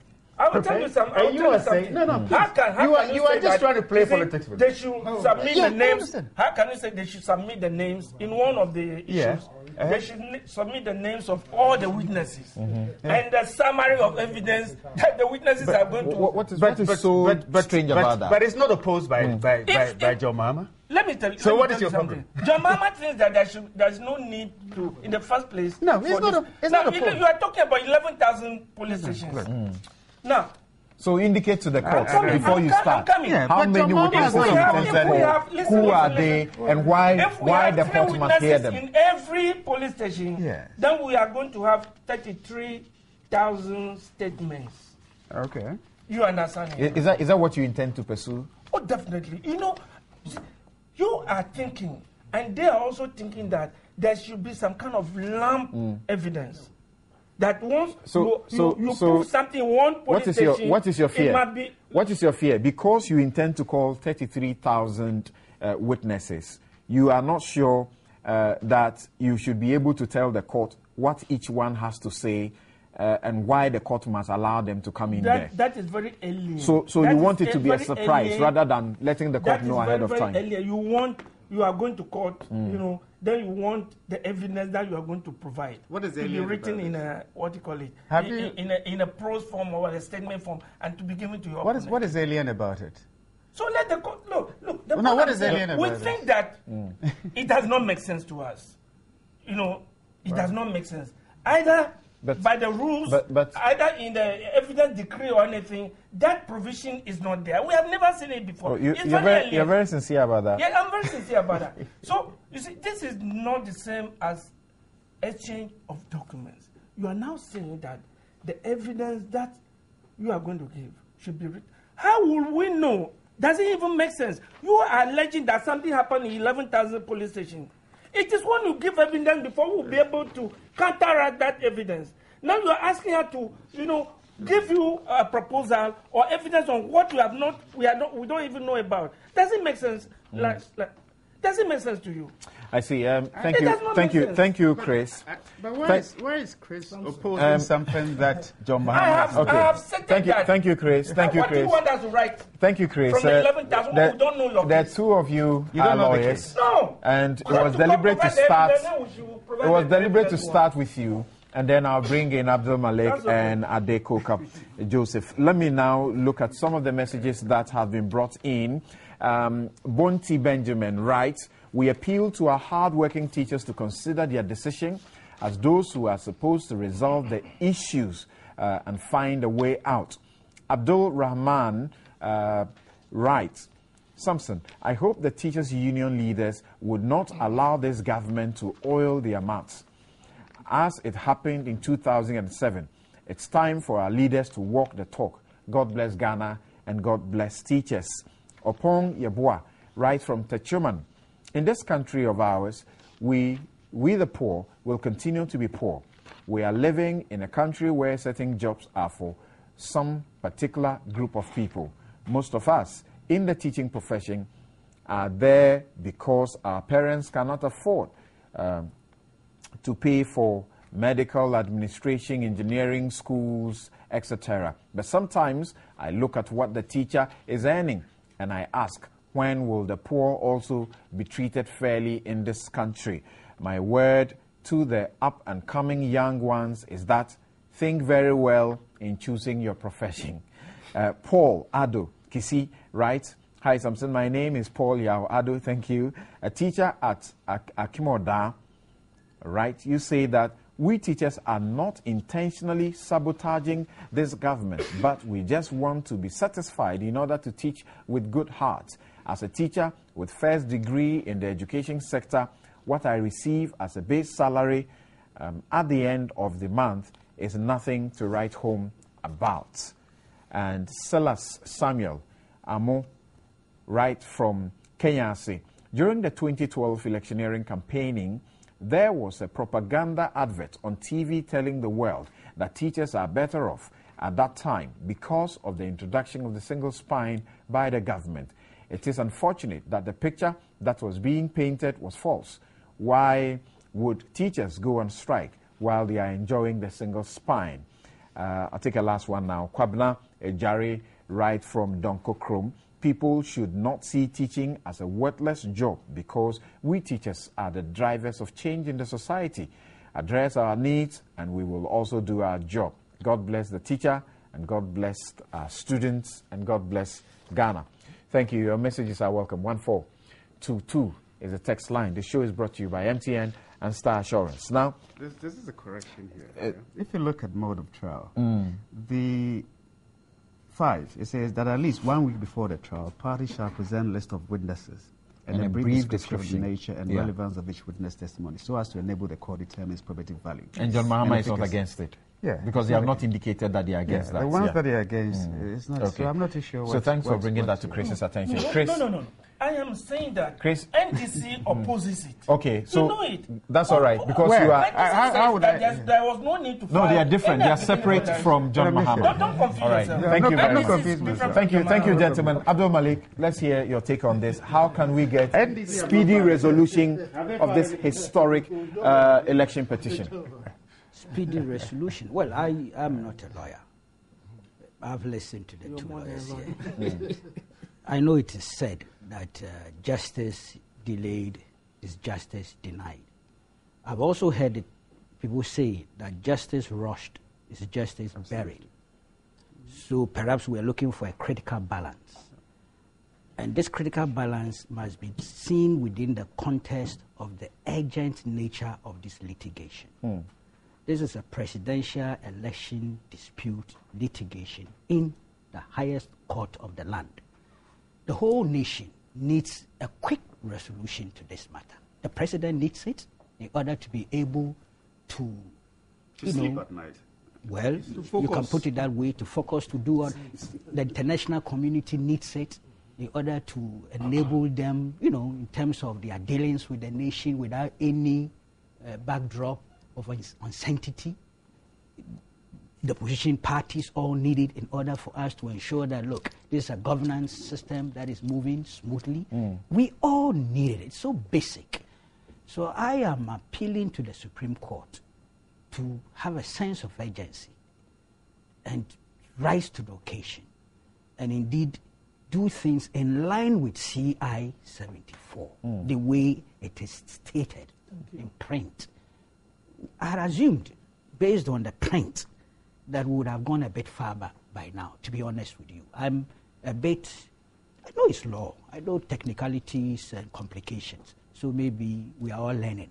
But I've realized that the reality is not exactly how it's been put out there in the print. Even if there was to be a deficit, I didn't think it should be protracted the way it is. Right now, I am not aware Gabi is giving us some benefit of some of the areas where they've agreed and have not agreed. If you read the statement, and this is by courtesy of Joy FM, what you gave us, but I think it was the source is Daily Graphic. That's so. You made the point, Akoto Ampa's letter to the Supreme Court, and I would want to quote. He says, this is to formally notify the Supreme Court that following the order of the court, Counsel for all parties met in an attempt at reaching an agreement on the memorandum of issues as set out in the applications for direction and further directions. We, however, regret to inform the court that with the exception of a relatively few number of issues agreed on, we were unable to reach a substantial agreement on the issues. We would accordingly be grateful if a short date could be fixed for the parties to appear in court to take directions as to the issues and the mode of trial in order to expedite trial of the petition. We will at the hearing give notice to the court with respect to the issues we managed to reach agreement on. Relatively few issues, I don't know them, except one or two that Gabi has dropped here. Substantial disagreement on major issues, I don't know them. So it makes, it very difficult for me to do any serious analysis.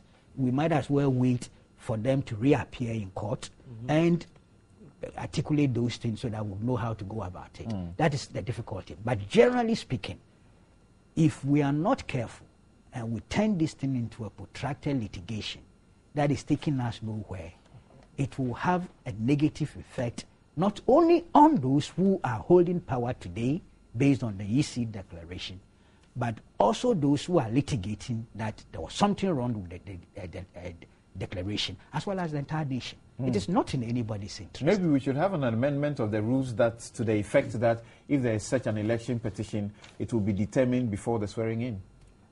Wow. What would be the transitional period? How would we go about it? Think about what happens in the transitional period. Would it mean that those who were in power before the elections will continue to be in power? That's the difficulty they have in Kenya now. Interesting. Initially, they were looking for the inauguration to have taken place on the 26th. But 25th, 26th, they're going to court for status conference. And then the hearing will begin, which will take 5 days. But so they have to wait for this court to finish. But then it is quite clear that it should take, once you start hearing, it's 5 days. That's what the law gives you. My difficulty with this, with what is happening here, for instance, I mean, I'm in no position to determine for the Supreme Court. Yeah. But I'm in a position to give an opinion. Sure. Okay. For instance, why can't we work from a date? That, look, we want hearing to begin this date. So let's work towards that date. You have 1 week to do this. But everybody knows that you are working towards a date. All right. But to say we are adjourning the case, send it down. Though, it creates. All right, now let me bring in That's my little difficulty. Let me bring but in I expect that sooner than later we will get a date. Okay, thank you. What wrong information have I given? You have filed the applications. If you file an application before the court must look at the application. You file application for duration. You understand? You did not go to the court and ask the court, to set up issues for trial. He's saying that all of this can be worked within some timelines set by the court. You went to court to file application for direction, so the other parties must necessarily respond to. You didn't go to court and ask the Supreme Court, set us a definite time and set up the issues for the trial of this matter. You are causing the delay every time you go to court and file a But the court asks us to go and agree and bring our proposal. Okay, I'm going to. I'm coming to. delay? And then you can make a very unreasonable demand. Thank you, Kweku. Just a minute. Chris, can you calm down? You're not. Kweku, a minute. No. Let's maintain it at some cerebral level. Gentlemen, thank you. Kweku, 1 minute.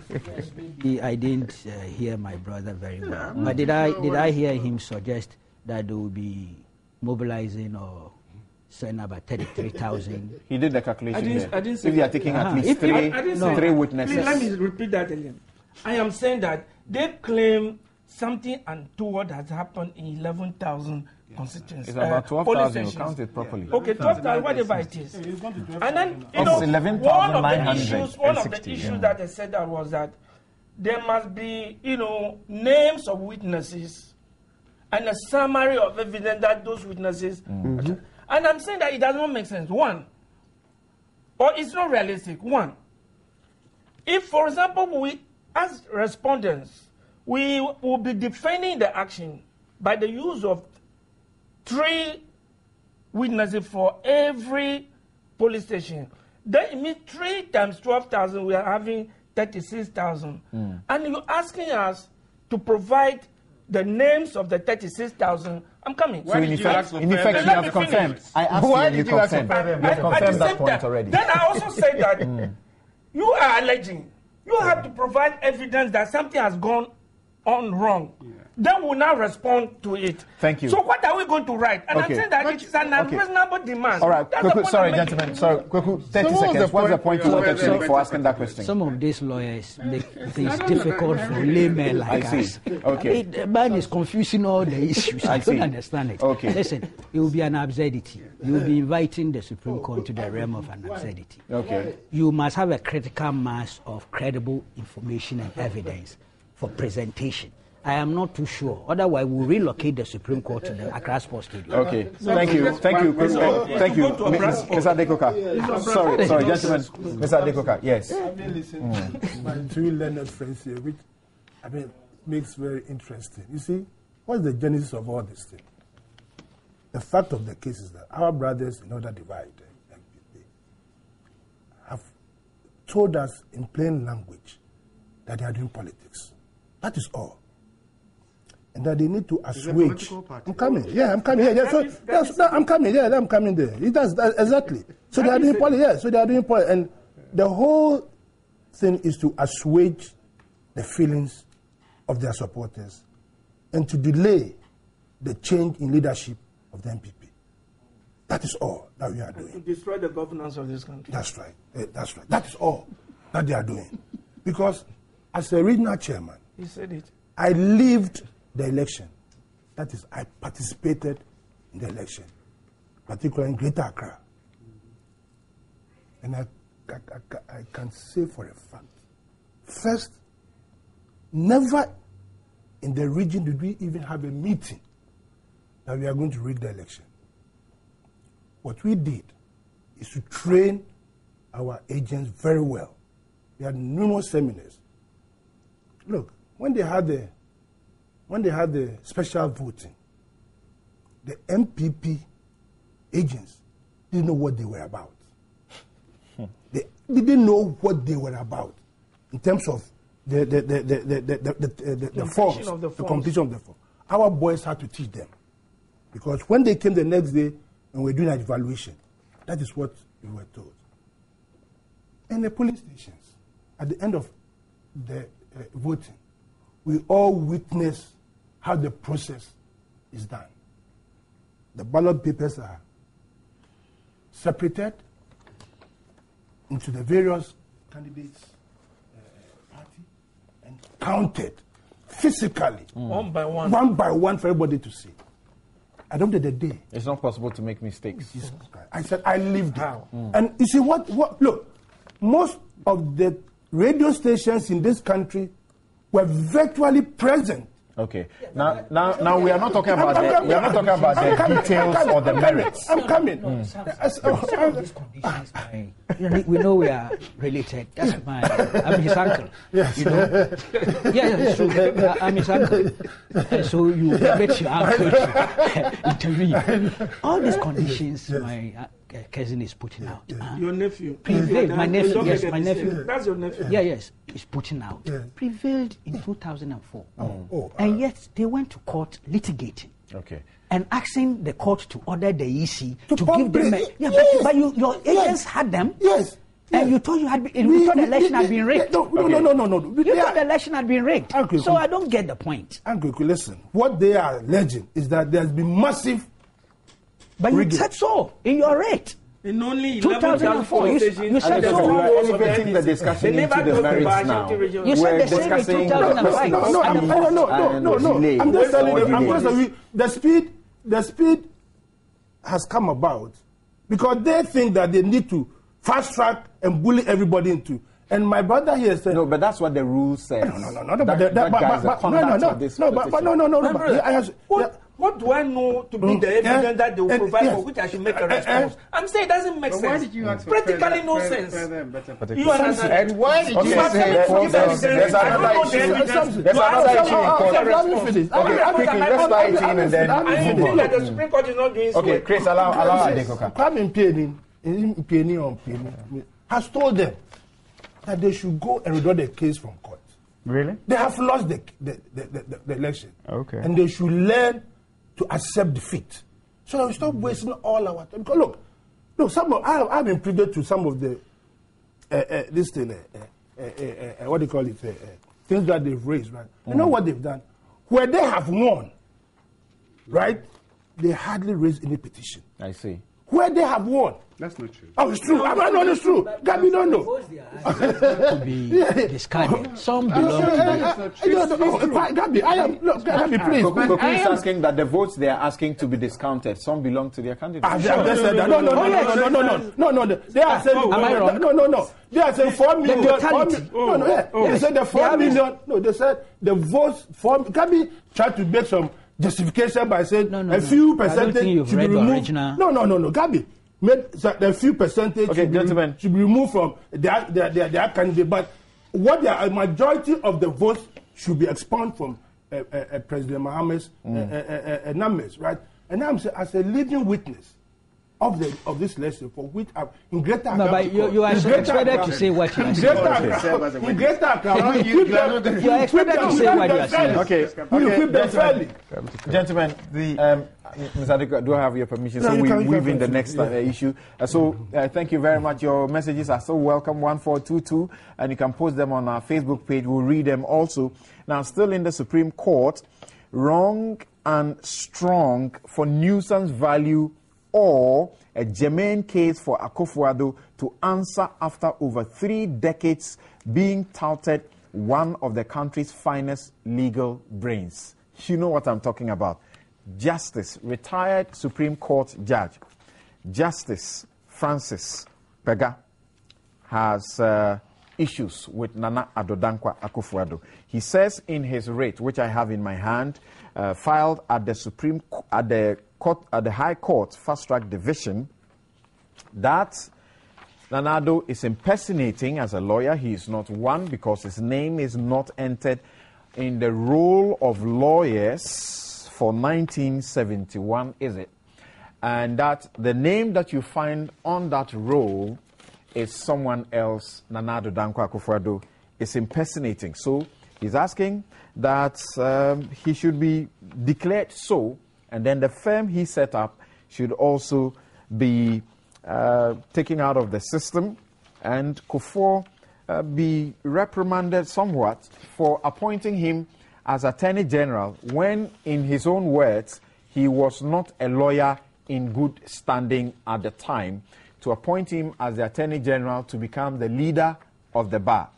All of that was wrong. A lot of matters have come up. Chris, start with you once again. You have seen very careful. You have seen the writ, have you? I've seen it. Okay. I will be very, very careful. All right. I will not talk much because this matter is before the courts, and I will not be erratic as others have done. As others have done to rubbish this process before the court. You see, before you go to court, a cause of action must accrue to you against somebody. And retired Justice Berger, who is a citizen of this country, thinks that a cause of action accrues to him to prevent somebody who is impersonating and who has aspired and failed to get to the highest position in the land to be brought to, to be exposed and brought to justice. So he's gone to court. What do you do when a process is filed? The other party is given an opportunity to defend the action. So I am saying that that is if you think it is worth defending, isn't it? Just go to court and say that the court must use its inherent jurisdiction to strike off the matter because it discloses no reasonable cause of action. Go to that and go to court and do that. Okay. Now, the name here are Plaintiff Justice Francis Yaona Sukbagan. Defendant is Nana Addo Akufo-Addo. They should go to court and defend the action. That's point number one. Okay. Point number two is that, to me, this whole process and all the hula baloo on radio and the rest is, to me, uncalled for. Baka is saying that on the 22nd day of July 1971, one W.E.D. Akufo-Addo was admitted to the Middle Temple Bar. And that same person, W.E.D. Akufo-Addo, was enrolled as a lawyer in Ghana, given number 1190. And just hold on briefly. Yes. I have here the list of persons on the roll of lawyers in Ghana. Let me finish. No, on that point. Yes. 1877 September to 2005. Yes. You mentioned number what? Number 1190. 1190. That's what my guy is saying. Yes. Not he me. says I'm not saying in 1190 you find W.E.D. Akufo-Addo. Yeah. Number 1190. What do you find there? We have W.A.D. Akufo-Addo. Isn't it? Yes, that is okay. there. Yeah. Continue. So that's what he's saying. Continue, yeah. And he's saying that the year 1971, when this same W.A.D. Akufo-Addo was admitted to the Middle Temple Bar, he was admitted as a lawyer in Ghana, and his name appeared on the roll of lawyers the same year as number 1190. And he's saying that this raises an issue. How can somebody be admitted to the Middle Temple Bar in 22nd July 1971, and the same year, because one event has to come after the other, you might be admitted to the Middle Temple Bar, come to Ghana thereafter, and do the necessary processes to be admitted into the role of lawyers. I see. And he's questioning that. Okay. So let him go to court and prove the case. It is not for people like, Kweku Bako here, my brother here, who says he knows him. Samuel Kujeto, and the who says they know him. They know his father, they know his uncle, they have been going to his house. Is that evidence? Is that proof? I wanted you to help knowing us. Somebody, is that proof that the person was W.A.D. Akufo-Addo who was admitted to Middle Temple Bar on the 22nd of July? Chris, I wanted us to do this briefly. Just pay attention to me. I wanted us to do this briefly. He should go preliminary. Case, yes. Just hold on. To do the preliminary matters. Yeah. First of all, on the statement of claim, yes. people are raising issues with he referring to himself as retired Chief Justice when there is no such nomenclature. Deputy retired Chief Justice when there's no such nomenclature in the Constitution. What do you say about that? Let me again restrain myself. You understand? The court system has got procedures for people who have interest in the matter to join. You have said so. Do you understand it? If there's anybody who thinks that a cause of action accrues to him in the category of a plaintiff or a defender, let him go and join the action. And then, I'm asking you specific about Deputy Chief Justice. No, I'm saying that. Do you know anything? Do you know? That's how he described himself. Let Akufo-Addo go to court and file a statement of defense and say that he's disagreeing to the averment in paragraph 1 that he's not or he has never been a deputy chief of staff. Let him do that. Let's not waste our time on radio. It's W.D. Akufo-Addo who was admitted to Middle Temple Bar on 22nd July 1971. It's the same person who in the same year has his name on the roll of lawyers as number 1190. How can this happen? So they should go to court and answer. Okujeto surprised me. I have the greatest of respect for him. You see, I'd wanted us to deal with it. Is knowing somebody. Certain, I'm saying that they should go and listen. Is knowing somebody, knowing his father, knowing that he was a student at Legon. Is that evidence? Okay. Of that the person that's the point you have made. Went to the that's the point you have made. That's the point you have made. And then you come. He says and then again. You are using words on radio Chris, as what you call if you can allow me, yes. I'll ask you a question. Then when you give me the answer. When you know that a matter is before court, you should not comment on it. Just hold on briefly. I'm saying also that he refers to what is happening being an affront to Act 38. So he says. Act 38 is supposed to be the arbitration law. Okay. I'm just curious, and I'm asking preliminary matters. People are saying that, well, this is worth nothing but a piece of paper. That will not stand any, in the election petition filed by Nana Akufo-Addo and Bawumia, they changed what they call it figures from 4,000 something to 11,000. Okay. And they claim it was a typographical error. In the same election petition, they gave the about 11,000, 11 million as a figure for total voters, and then so he can come and change when their weak arithmetical, ability or call into question, they said it was an error. They came back in the further amendment to do the correction. So he can amend. So me, I am not going to lose any sleep over this.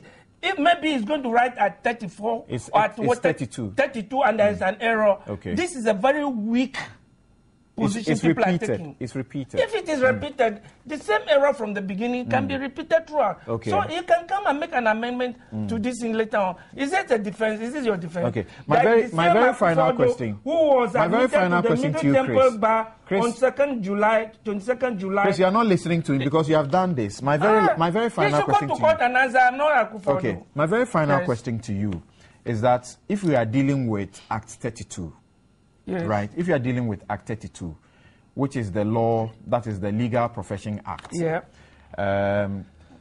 What he's complaining about will fall under Section 9, which is penalty for unlawful practice. If you practice, you claim to be a lawyer and you are not, you will suffer the penalties.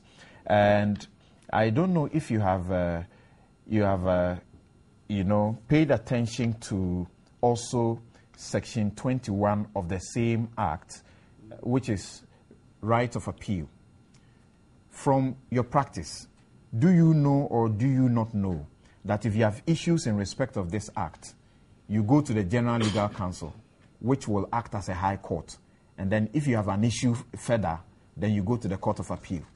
You see, what you are trying to do through this questioning is to decide for him the venue that he should send his matter to. You know, he has this, he knows as a retired, Justice of the Supreme Court. He knows that. You think he has an option in this matter? Yes, he's got an option. You're familiar with? No, what I'm saying that is another, venue where he can take his complaint to. The other venue is a court, and the third venue is reporting to the police. So there are 3 venues in all. So if he had elected himself to go this way, is that a defense to the action? Is that a defense to the action? Tell me. The issue is that he is talking about, application for direction. If Nana Akufo-Addo files a statement of defense, at the end of the day, they will file application for direction. And I know one of the issues for determination would be, is the same Nana Akufo, is the defendant, the same W.A.D. Akufo-Addo, who was admitted to the Middle Temple on 22nd July, is it the same, in 1971, the same person whose name was on the roll of lawyers as number 119 in the same year? That would be an issue for determination. And now I'm saying that let Ghanaians allow them to go to court and approve this. Let nobody say that I know Nana Akufo-Addo. I've been going to his house. I know his grandfather. I know his father. That is not the issue. But the question I want to ask is that has Nana Akufo-Addo... Let him finish. Let him finish. I'll come to you. Has Nana Akufo-Addo not got any classmate to say that, I was in a law school with him or anything? Gabi is a lawyer. I know him as a lawyer. Why do I know Gabi as a lawyer? Because he was my student in a law school. I taught him law of taxation. So if anybody gets up today and says Gabi is not a lawyer, Chris Akume will get up and say, no, Gabi was in my class with his wife. You understand? All right, Chris, hold it. Was he alone in the same class? All right, was he alone in the class? Hold it there. Let me go to Gabi the now. The same issue was raised 4 years ago, and he was saved by... he was saved by the late President Mills. He also said he knew him. Okay, now let me take Gabi's views here. All of the issues have come up. I'm sure you have been giving the rate. What is the plan as far as this rate is concerned? Like Chris is saying, it appears that jurisdiction is not a creation of statute. He's got options. Well, I mean, the issue is about names. I mean, as far as I'm concerned, this writ is not about Akufo-Addo. The Akufo-Addo, and I know. I mean, the name, he's talking about William Adodankwa Akufo-Addo and Nana Akufo-Addo. But the writ is referring to an Akufo-Addo with 2 Fs. So, obviously, Pega must be referring to a different Akufo-Addo. He's the one who is pedantic about names. No, I'm just saying. So, let's deal with the form, the substance. The substance. No, the substance is that it is absolutely empty of substance. And I'm not too sure what I have to discuss here. To be honest with you, I don't know. You see in the rate, he's asking questions. You are talking about, I'm saying it's empty of substance. He should go and deal with the issue. He retired or resigned from the Supreme Court, 5 years ago? 5 years ago. And apparently he's still living in the state bungalow. He should go. That's the issue. It's not an issue. You can say that. Don't debate. But I'm not debating. I'm just saying there's no issue here for me to speak to. No, he's saying there are issues. There is an issue. You should appreciate it's that. Nana Akufo-Addo, the same W.A.D. Akufo-Addo, I'm just saying, who was admitted I'm not interested. You have asked the question. I want him to answer. How can you say there's no issue? If Justice Pega is trying to get himself noticed because there's still some deputy ministerial positions going, he should let us know. He should let us know. I mean, I'm sure. What's this boy's name? Felix Owusu. There's probably another deputy ministerial position. That's not fair to Justice Pega. It's not fair to him. Is it being fair to his profession and his experience? Please, I have nothing to talk on this matter. I'm sure Kwaku, but I have nothing to say. To me, it's empty of substance. And really, I Chris is asking. if he's looking for I'm not going to respond to this. Understanding is your cousin. I see. Yeah. And I'm saying that, is he the same Chris, you have asked that question. Why is he not answering he the says question? he doesn't want to continue. He Why? doesn't have anything to really say. Okay, let me ask you one. Was it the only class who was the law school he attended, or something? Was he the only one in the class? Was he taught alone that up to date nobody in this whole country will come out and say, look, Nana was my mate. I was in the law school with him. I knew him as middle, Temple. And I was admitted on the same role with him on the same. He was called to the bar. I was called to the bar with him the same day. Chris, so was it the only person? That's a point. But do you appreciate that by the process, one single person could be called? I know. Do you appreciate that? They've done it before in the judges' chambers and yeah. It's done. So the person who did it for him, can the person also come to say that he was the only one who was called that day? Okay. And then why should the person do that?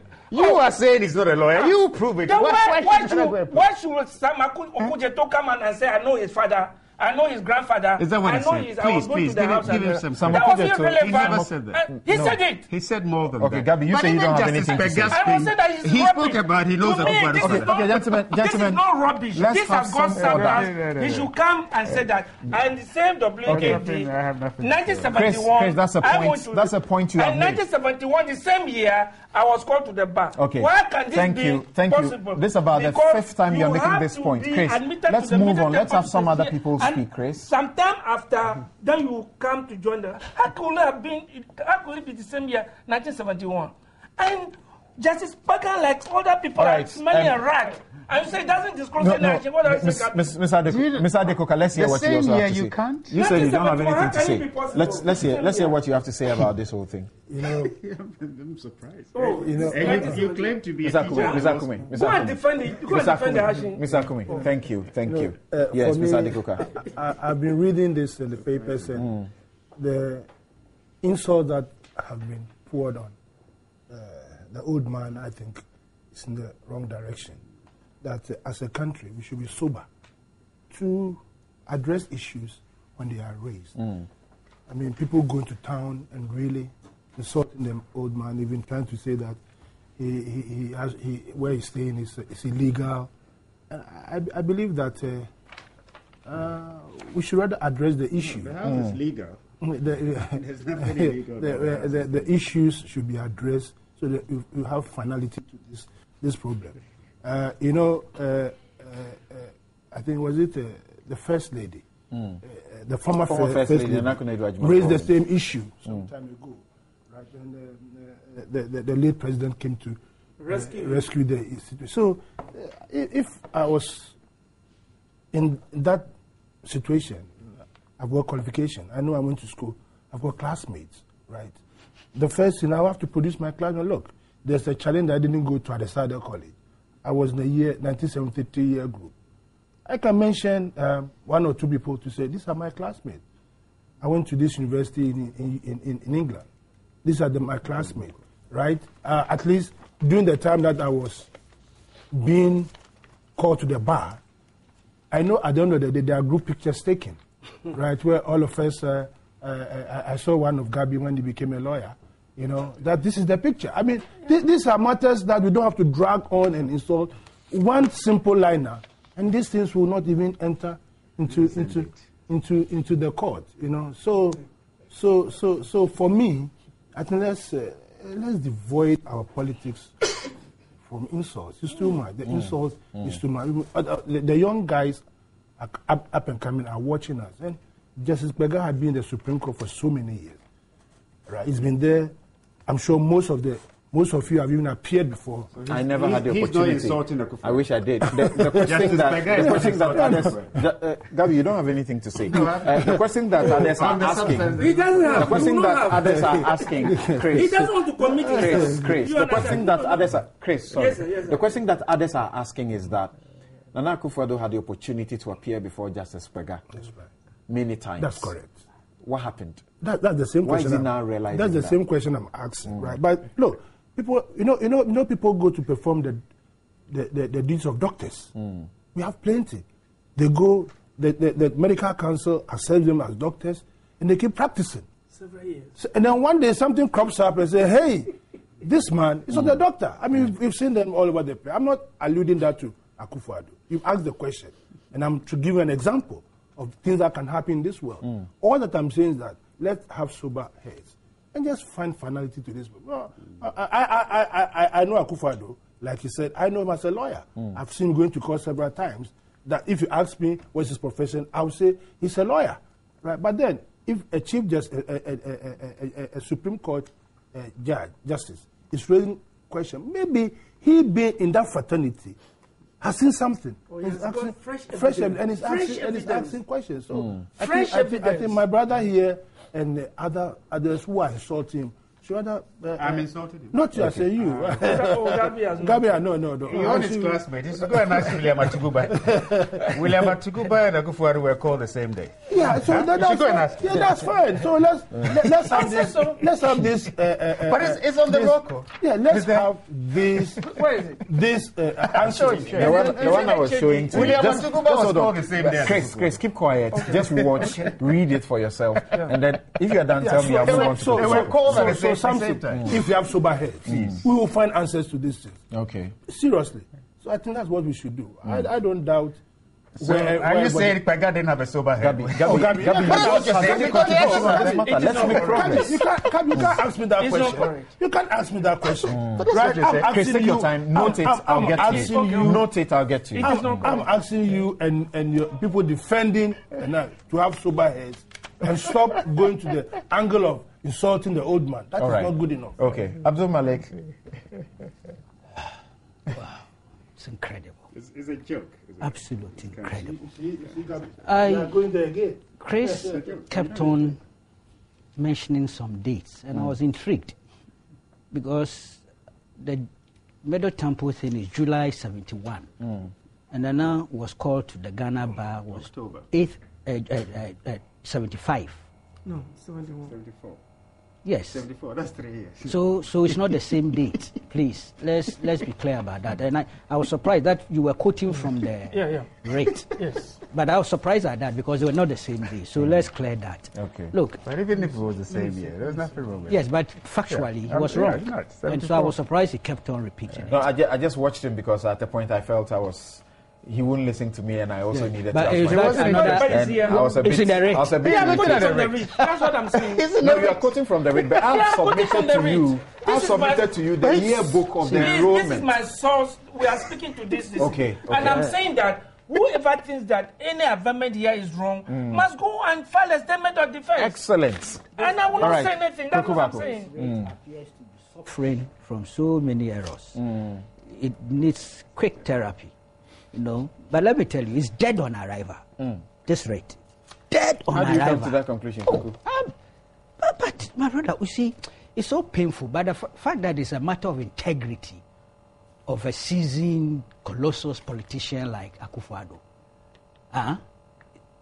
it's not an issue. It's a non-issue. But somebody was an issue in America.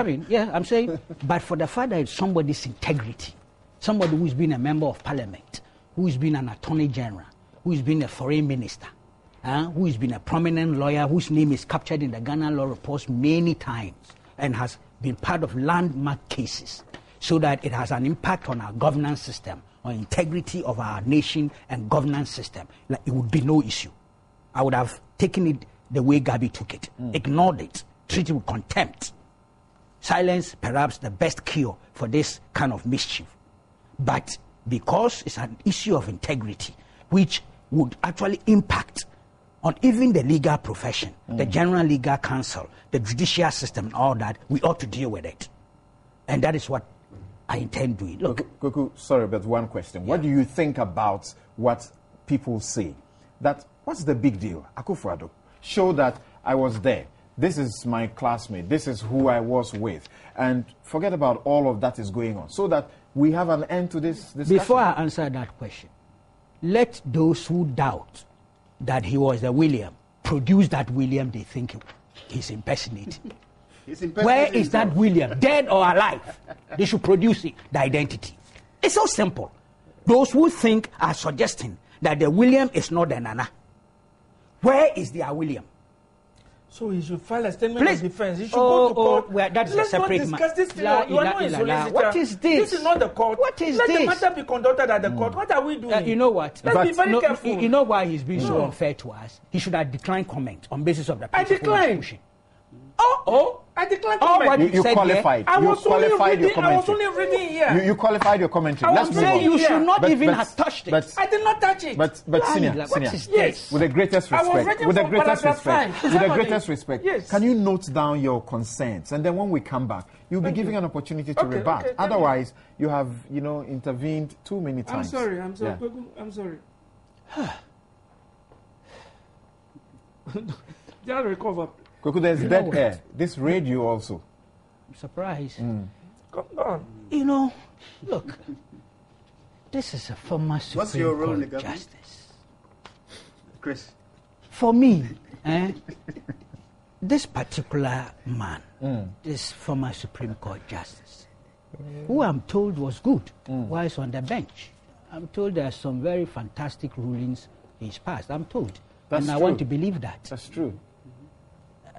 Appears to be losing it whilst out of the bench. And that is having a telling effect on that track record he established whilst on the bench. I'm restraining myself. And you have to, because see, suits might this thing arrive. presents us with a comic relief. We are stressed as a nation at this moment. We have economic challenges, water challenges, energy challenges, strikes here and there. So perhaps we needed this in order to relieve stress, release some stress. That's what he's doing. Look, it is even an abuse of the judicial process. And I can tell you, if those judges who sit on the case are minded, this matter, it won't take a day. It should be thrown out of the window. It's a waste of time. I am telling you, absolute waste of time. Perhaps it's the sound bites on radio, TV, and the media mileage he gets in the newspapers. Perhaps that is objective. I won't go to the extent of speculating that he's seeking a deputy ministerial appointment. Well, it may extend his because that may be below his. It may extend his tenancy. You don't know. No, it will be below. No, it will be below his level. He's risen above that. But please, why are we doing this to ourselves? I don't know why people have targeted Nana Akufo-Addo for so long, have failed completely, and continue to do so. Don't they realize? Every single allegation that has been made against that gentleman has collapsed. And they won't stop. And they continue to do that. It doesn't make sense. To be honest with you, I think we should ignore Justice Pega. On this note,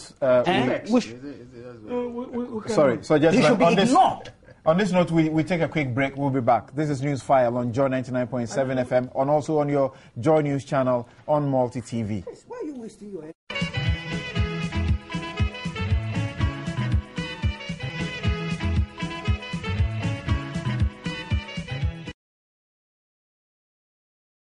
Thank you very much. The discussion is still here, even when we are off air. And I'm trying. Chris taught you taxation. He was. I mean, people were a bit worried. Okay. Okay. Kwabena Ejari writes, gentlemen. Kwabena Ejari writes. He says that people should not see teaching as a worthless job because we teachers are drivers of. I think that I have read this already. Thank you, Kwabena, for your message. Ameyanu Gabriel, sorry if I have massacred your name, Siyani, he says that it is quite disheartening that instead of the authorities doing the right thing, they are pleading with the teachers. Okay, still on the teachers issue. Samuel Kwesi writes, Kweku Baku used to say that our electoral system is the best in Africa. What is his view after NPP has taken the EC to court? He also used to say that NPP is a party that was growing progressively because from 66 seats in parliament to 110 seats Okay, where is Kweku Bako's trend analysis on elections in Ghana to the effect that any party that wins majority seats in parliament eventually wins the presidential election since 1992? Okay, thank you. I'll take it that that's just a message. When Mills lost the first round of the election 2000, he was telling the world that in spite of the fact that they had minority, he still could win the runoff and be president, all right, and that there could be cohesion. Justice Abeku Newton of Fair, Kanda Accra. For me, it is now evidently clear that the Supreme Court judges find themselves in a serious dilemma as to the verdict they must give to Ghanaians in the ongoing landmark case, but they have not even heard it yet. The NPP has filed against Afarijan, ECA, blah, blah. This one says, so if our honorable learned judges of the Supreme Court want their work to be easy, then I will suggest they simply order for a national referendum with a simple question. Did you vote for NDC? Yes or no? And the results will settle the matter once and for all. Thank you very much, Justice Abeku Newton. Is it not the same easy? Kwame Busumru. Gentlemen, let's hear them. Kwame Busumru says, for the future, we need a constitutional amendment to challenge election results so that, like Kenya, the following would happen. And the following would happen. These are the following that you are suggesting.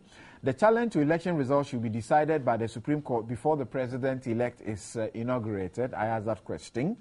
This would mean the challenge should be filed, say, in 2 weeks after the declaration of the results. 2, the respondents to reply in 2 weeks. 3, the Supreme Court to determine the case within 1 month. Thank you. Doe Gates Wilson from UCC writes, I thought the judiciary said they would sit on this case, including holidays and weekends, so why the Easter excuse? Please, the Supreme Court is dragging this case. Ghanaians' confidence in the judiciary depends largely on this case. Ghanaians are watching. Samuel Brian Boabing Awoshi writes, the country is in total crisis, water crisis, electricity crisis, strikes all over, leadership crisis all over, and we hear on a daily basis is the president explaining the nation's problems. Please let your messages be specific to the issues that we are discussing. We have 2 more issues, and I'm hoping that we'll be able to discuss them before we go. We need to look at Dr. Mahmoud Bawumia's near-fatal accident. I am asking, what is the ugly politics of plot of assassination about it, and what is the hyped investigation all about? To what effect, really? I start with Adekoka. I'm sure you followed it. Yes. The back and forth. Sir John's version. Bawumia's response now. The police are investigating. There's the Boli police and there's the Accra police, and there appears to be some, confusion, as it were. I think Sir John went to town too early when the accident happened. When we heard you all commiserating with the situation, hoping that Dr. Bawumia was safe and safe and sound. Lo and behold, here comes Sir John, accusing the NDC of plotting to assassinate the doctor. And I mean, it was uncalled for, seriously. And when his party members tried to bring him to order, he went to town on them as well, asking Nana Kumia that he should go and sleep, that the elections are over and it's redundant, so he should go and find a better work to do rather than to comment on what the General Secretary has got to say. He says so? Yes, he says so. That Bawumia saw the spokesman for the... Akumia, you mean? Akumia saw the spokesman for the MPP, and that is the General Secretary. And when he speaks, that is final. And that was just only a spokesman for the elections. But it's true that the General Secretaries are the principal spokespersons of the party. And he went further to say that the executives have met and they believe that the accident was caused by the NDC. Lo and behold, Bawumia comes up to say that, look, even when the incident happened, he had already informed the police in Tamale, and investigations were going on, and he's prepared to cooperate. So, what was all this Olubale for? I think, Sir John, my uncle here, I read his rendition on Sir John, and I felt very happy about that. That he's gone too far, and it's about time the NPP really rein him in, because his utterances these days, if you are not careful, will lead this country to something. What do you say about the treatment of this issue? It's about an individual. I understand his status is high up there, but it almost seems as if it's become a party issue. No, it's because of Sir John. Because when on Monday morning, late in the afternoon, when we had this accident, everybody was praying for his safety, right? And then the General Secretary comes up Monday afternoon or morning, I mean, just going loose. And that was the problem, that heightened. Otherwise, it was, look, Obama, when he went to Israel, his car, that, high-tech car, broke down and had to be towed. It had to be towed. Yes. Yeah, so he was claiming that the car... They're referring to the beast. The beast. It had to be towed. Sir John was claiming that the car was a new car and that there was no chance of that car involving getting involved in an accident. You know, so I think now we all know that the NDC have no hand in this unfortunate incident. Okay. I'd want us to be quick about this so we can deal with the last issue as well. Tell me, how do you expect the police to handle this issue at the back of all of these, arguments back and forth? Well, for me, this is not a political issue. It's an accident, and the police will treat it as so.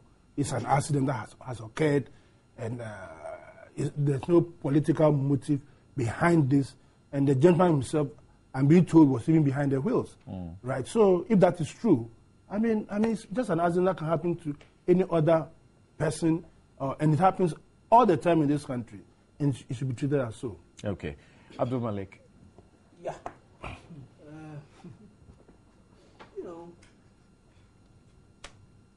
Sir John's take on this matter, for me, it's not something that can be defended. It's unpardonable.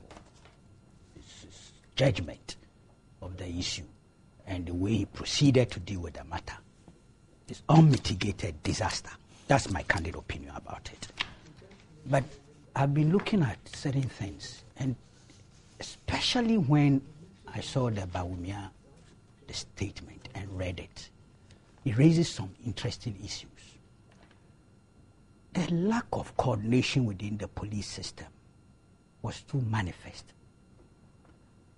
If indeed the Boli police were informed of the accident, and I believe it is so, by the Bawumia team, and the Northern Regional Police too had information, and they all knew that the vehicle had been towed with their permission.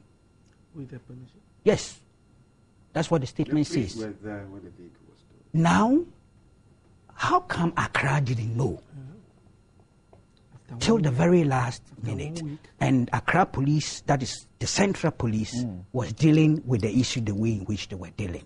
That apparent lack of coordination is not good enough in terms of professionalism, particularly when we are dealing with a case that had been made in political controversy. We needed a certain sharp, smart, professional handling with information being accurate and consistent from an institution like the police. So I'm a bit disappointed with the apparent discrepancy and lack of coordination that has accompanied the police deal on the matter. They need to do some explanations. What did the Boli police tell them? What did the Northern Regional Command tell them? And how did Accra receive them? When and how? And why all those attempts to make things they were still not aware? I think the police must have a central informational base. Okay. Then, of course, if I read about Bawumia thing, it is clear that they knew what the law required of them, and they did appropriately what the law required of them. perhaps their information came a bit too late. Better late than never. But if it had come earlier, it would have cured quite a lot of the mischief that Sir John had put out there. Look, this statement more or less also undermines Sir John's earlier utterances, because it also shows that Sir John did not bother to check with the office of Bawumia. I don't want to. Why didn't Bawumia make this statement when Sir John started? But in a way, I've made the point that this was belated. No, it doesn't matter. It doesn't have to do the statement personally. The office ought to have issued a statement. That's why I've considered that there's a certain delay aspect. Even though I've been giving some reasons and things, I still think a certain delay, particularly because of the way the General Secretary of the party was proceeding. What reasons have you been giving for the delay? Well, let me keep that to myself for a while. I will subsequently make it, but I wanted to go in a certain direction. We can be quick about it. Yes. Yeah. So you see 3 lines. Some level of the inability or the failure or both of Sir John to double check with the office of the running mate of election 2012 was obvious. And he carrying on talking about having asked that the car should be sent somewhere for independent checks. And look, by law, no report from an independent investigation would have any weight in court. It will not be received. Whether for your insurance purposes or for legal purposes, it will not. And I'm sure you lawyers know that. So there was no need for the General Secretary of the party to go in that direction. No. So these are the things that have come up. For me, the emphasis is the attempt by Sir John to read politics into this. He's not the first to have done that, let me be honest. It's happened a couple of times in our history, with the NDC being as equally guilty as Sir John today. But if you want to do that, then be ready to produce evidence. Otherwise, transmit your suspicions to the appropriate authority for them to use it as part of their investigative process. I've had some bashing on social media, media, Facebook and all the rest, for the stand I've taken on this matter. But I want to assure people that I took, it's not the first and it will not be the last. When the Mumuni accident happened, and Joshua Ayer, then General Secretary of the party, Roger Metal Nunu, then the Communications Director, and Jerry Rawlings, the founder, went haywire in the same direction Sir John is going by smelling an elephant. We wrote a stinker of an editorial against them and dealt with them consistently. I don't see why I shouldn't do the same with Sir John. It's a matter of the substance. Should the parties not go beyond that and say issue a reprimand? I have said so. I have said that it was in the basic interest of the NPP as a political party and its leadership to publicly distance themselves from this subculture of reading politics into these issues without producing evidence. I have not said that in our history we haven't had political authorities who have done things like that. I haven't said so. If I had the opportunity, I would have given you examples. But all those came with credible evidence. Pointing to state sponsorship of certain acts of terror. In this case, there's no evidence. All right. Chris? I'll be very brief. In the first place, I will associate myself with the submission made by Kweku, who is an uncle of my party chairman. I agree with him, so I will not make any comment, but then associate myself with him. Secondly, you see, I was beside myself with a lot of joy when I heard that, this accident did not claim the life of Bawumia. I was so excited. Why? Just less than a year ago, we lost Mills. Some few months after Ali Mahama, then, God, in his own ultimate wisdom or infinite wisdom, realized that it would be too much for Ghanaians to lose another prominent citizen of the land. So he saved him. Looking at the mangle, the accident car. Vehicle. No, we must all praise the Lord for the, his salvation. His salvation. That's all that I can say. Okay. I am very happy that it was not Mahama, who was driving the vehicle when he had the accident. He was not near the scene, and Ghanaians know this. So for that matter, I am not prepared to take on Sir John on all, do I call it political efficiency and that kind of, no, let me leave it to Ghanaians. Gabi. Just reading what Josiah said when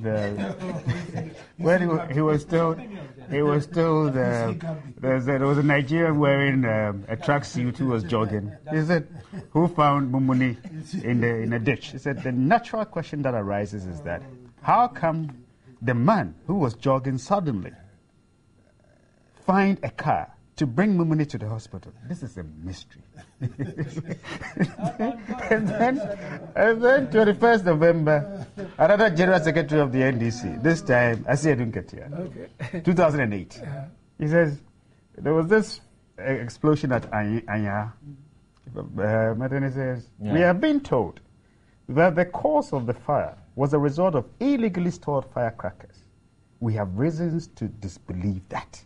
And, he said, and then what they did was they brought evidence. Their own experts. They had their own experts to do forensic examination, but did not bring the evidence. Yes. They decided not to give the police the evidence. They gave the evidence to the real cause was arms and ammunition. So what you are defending, John? No. That's the implication of what you are doing. It's not. I'm just making You are defending Sir John. No, you shouldn't. It's not. I don't think so. I'm surprised. He's exposing the hypocrisy in our body politics. Agree that this is from the public about the present. May I come in? The double standards in our body politics. May I come in? That's why he's exposing. I would want to focus on how Sir John came to that conclusion, that he could fill the spokes of the umbrella in the best tie. I would want to focus on that.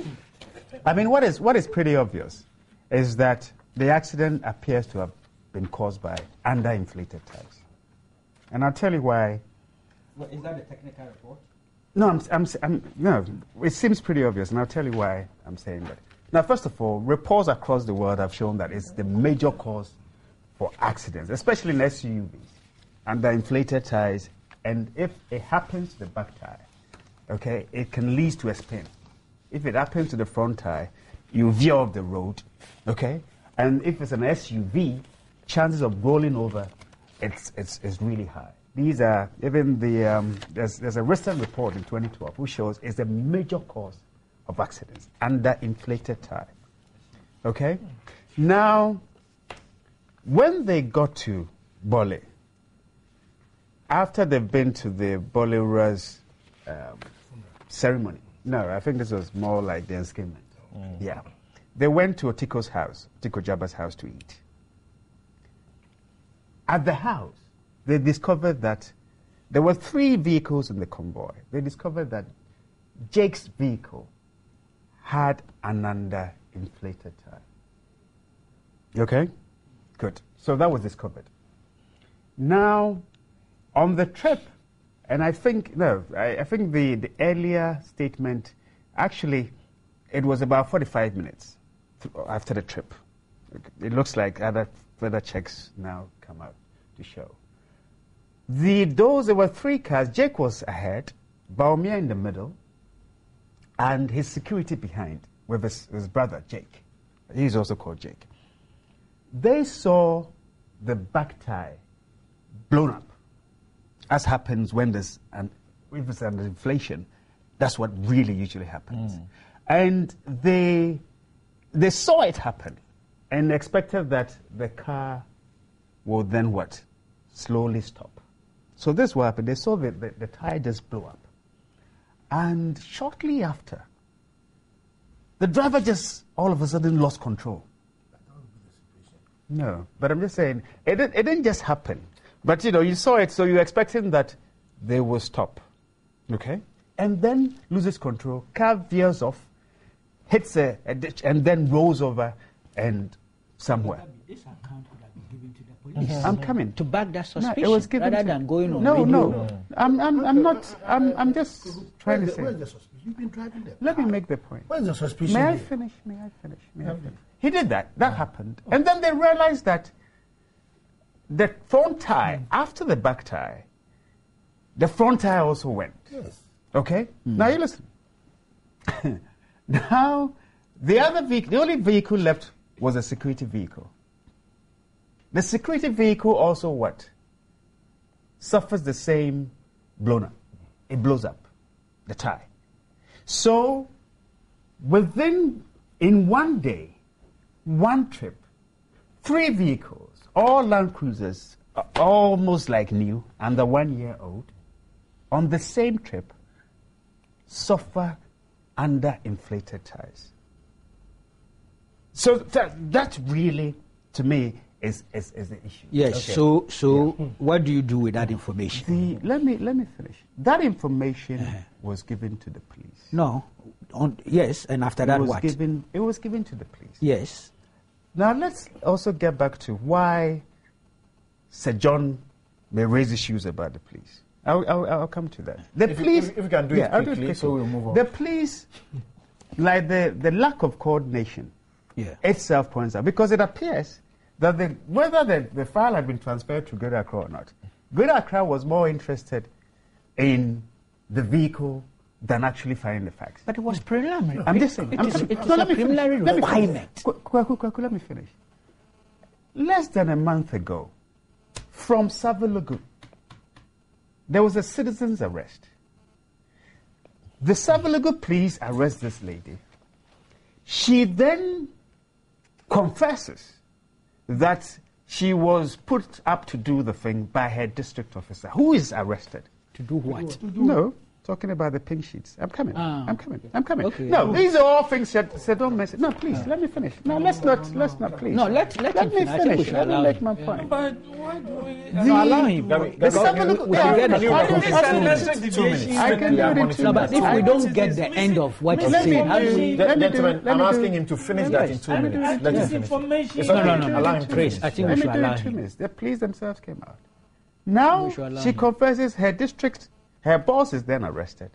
Her boss also mentions the name of the deputy regional officer of the electoral office. He is also arrested. Within 24 hours, they are released. And then they say the docket has been sent to Accra, as we speak, for this matter, which goes to the heart of our democracy. Nothing has been heard of. So, if a general secretary, the conclusion, you may have issues with the conclusion, but he brought out all these instances about the ties, the mysterious ways that he thought the ties went. Secondly, no, please, let me finish. This is shocking. No, but let him finish. If he doesn't finish, how can you react? Okay, Gabby, you sat here. If you don't let him finish, how can you react? You have to end. I went. Okay, let's allow him. Let him go. So my point is that, look, under-inflation is a major cause of accident. It's an easy way, if you really want to even cause an accident, it's an easy way to do it. All right, so let's investigate this matter. I see. Let me finish. I now see where you are Let's coming investigate this matter. So let's not dismiss what Sir John, the suspicion that Sir John has raised. I think Sir John jumped the gun. If he had this information, as he said, given to the police. Yes. Sir John said... I am dealing with the issue you are talking about, Sir John. I'm telling you what happened. That's what I'm talking about. You can't come and sit here and tell us this kind of... Hearsay, you know what are you talking? You know what I'm talking about. The accident happened 15 minutes into the drive. Are you saying that the hearsay is what has happened? And this happened when there's no collaboration, which is 90 kilometers away from what would you believe that I say? This concocted story, you want us to believe it here? This is a hearsay. No, what you should do is to apologize to the whole nation on the behavior of Chris, you are being Chris. Try and be a bit civil. You sit here and you tell me that it's a concocted story. Gabi. Because it's from your imagination. You don't know. Say you don't haven't proven it. But don't say concocted. You own a car, you drive a car. All right, gentlemen. What is this? But Chris, what's wrong with you? Gentlemen. What did you eat this morning? Gabi. You're even as if you left it back to the What's wrong with you? I think you should take your time. I'll tell you things a week ago. Well, are you also pushing for deputy ministerial position? I was driving a friend of mine to go and get something for me.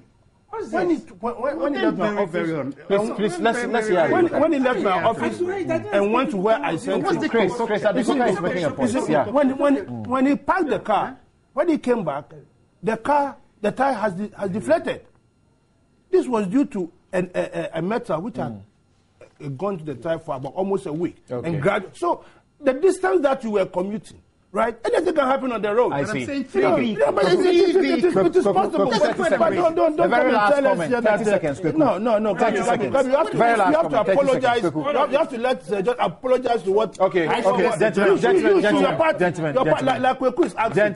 Your party should do that. Adekoka, thank you. Putting this country into a very high level of insecurity. Gentlemen, insecurity. Thank you. Some people feel there's insecurity because there's regulation. Gabi. You are telling about Gabi. causing insecurity. St. John's Statement causing insecurity. Gabi, thank you. And people are talking about regulations. That doesn't cause insecurity. Gabi, thank you. Kweku, 30 seconds. 30 seconds. That doesn't cause insecurity. If there's a regulation. Our transit of St. John is not good enough for St. this John country. is the one that will cause insecurity. No, you know what happened in Rwanda? When you are talking about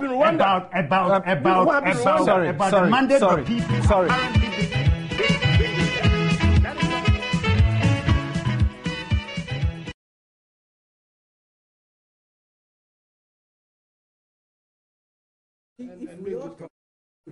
Thank you very much. Kweku, 30 seconds. Are we back? Yes, 30 seconds. See, I'm saying that Gabi has given us new angles. Fortunately, he tells us these angles were given to the police. Yeah. And that is the basis on which I thought Sir John should have exercised restraint relative to the conclusions he was drawing on air. That approach even distorts police investigations. I see. And so, to be honest with you, the police have this information. They must factor it into their investigations and come to a conclusion. Thank you. 30 seconds I gave you. This show is brought to you by the kind sponsorship of MTN everywhere you go, and Star Assurance, a solid as a partner. Now, Adekoka, Chris, I'm not being unfair to you. You have had the opportunity to comment on this issue as well. Otherwise, we'll go round in circles. I want to comment on the but you have made your points. If you comment, you will comment, and then we will not end so anywhere. I should leave it. I am appealing to you. Okay, I'll leave it. My appeal to you. I'll leave it. I'll leave it. Senior, save me. I'll leave Thank it. you. I'll leave it. I'll start with Adekoka. I want us to end the show with a prayer in Jerusalem. But who is sponsoring it? Government or an unnamed philanthropist, now alleged to be a wife who wants God's redemption for her husband from that revelation of a possible death by a certain prophet, Owusu Bempa.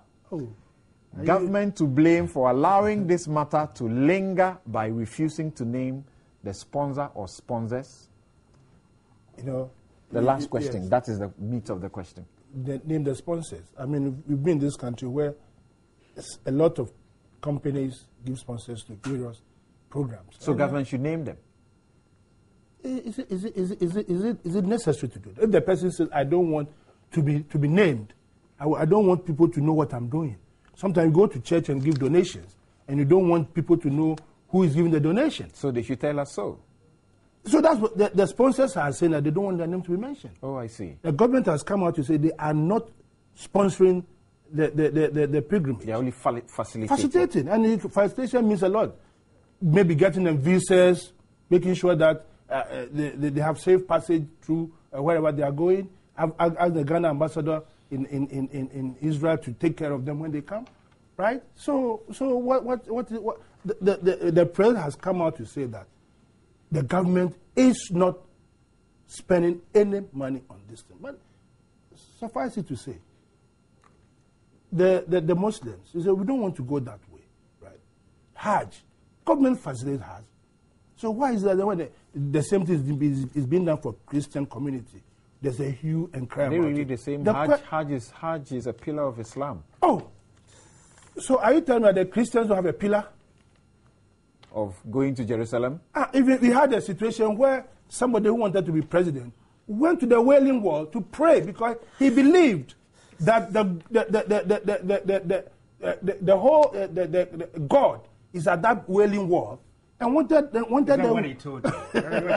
What? He paid his own way to go. Okay. He paid, forget Okay, about thank you. Gentlemen, finished. no, we don't have time. We don't have time.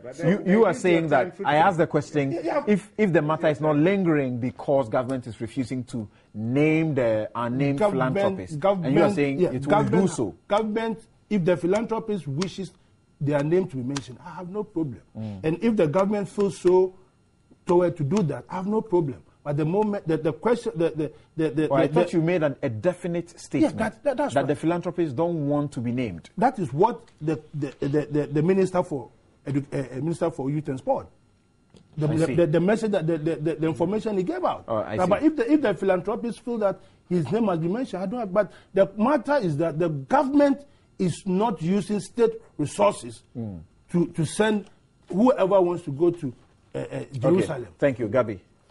I mean, this whole thing. I'm watching the time, and you guys have to be very brief. This whole thing is bizarre. I think perhaps we should set up a JM Travel and Tours, and they should say that they secure funding for people who want to go on a holiday. Maybe that's what we should set up. If that's what the president wants to do, set up a JM Travel and Tours. We should know. First of all, it is not as if we even have a system, a tradition, or a culture where government traditionally, ordinarily supports Christians who wants to go to, or who, not that they want to go. There will always be a first time. No, please, I'm just saying. You don't have a system in place. It's not as if you are then going to tell the people that they should come and you will send them to Jerusalem. You don't have a system in place. And then a philanthropist will come to you and say to you, government, take money and go and sponsor people to go to Israel. The whole thing is bizarre. To me, it's bizarre, and it shows that this is a government that has lost touch with the priorities of this nation. What the president spent, was it 2 days ago? Government. So what is government's business getting involved in this? I see. No, I'm just saying, what's government's business getting involved in this? You know, look, I'm telling you, look. Unless you disagree, doesn't make it wrong, is it? No, it's not about disagreeing. Let's not joke with governance in this country.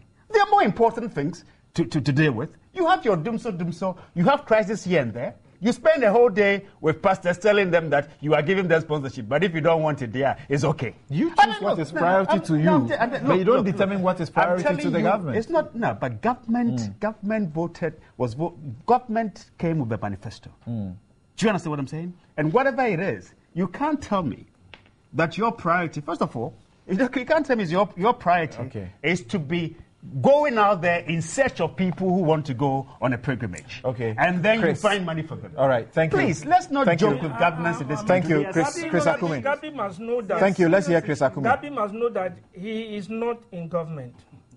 And I don't know government of the day, he has the right to formulate policy, initiate policy, and implement policy. That is why when it was their turn, they initiated, formulated, and implemented the policy of sending supporters to World Cup in Germany. Then we followed up Angola and South Africa. And possibly we will be going to Brazil. I see. You see? So the issue of who starts what first is not an issue. But I will agree with him and with others who would think that we have enormous problems confronting the nation. So on the priority of scale, this one must be sent to the back burner. Okay. But it is not for anybody to determine who initiates. That's government's decision. And those people who are going are Ghanaians.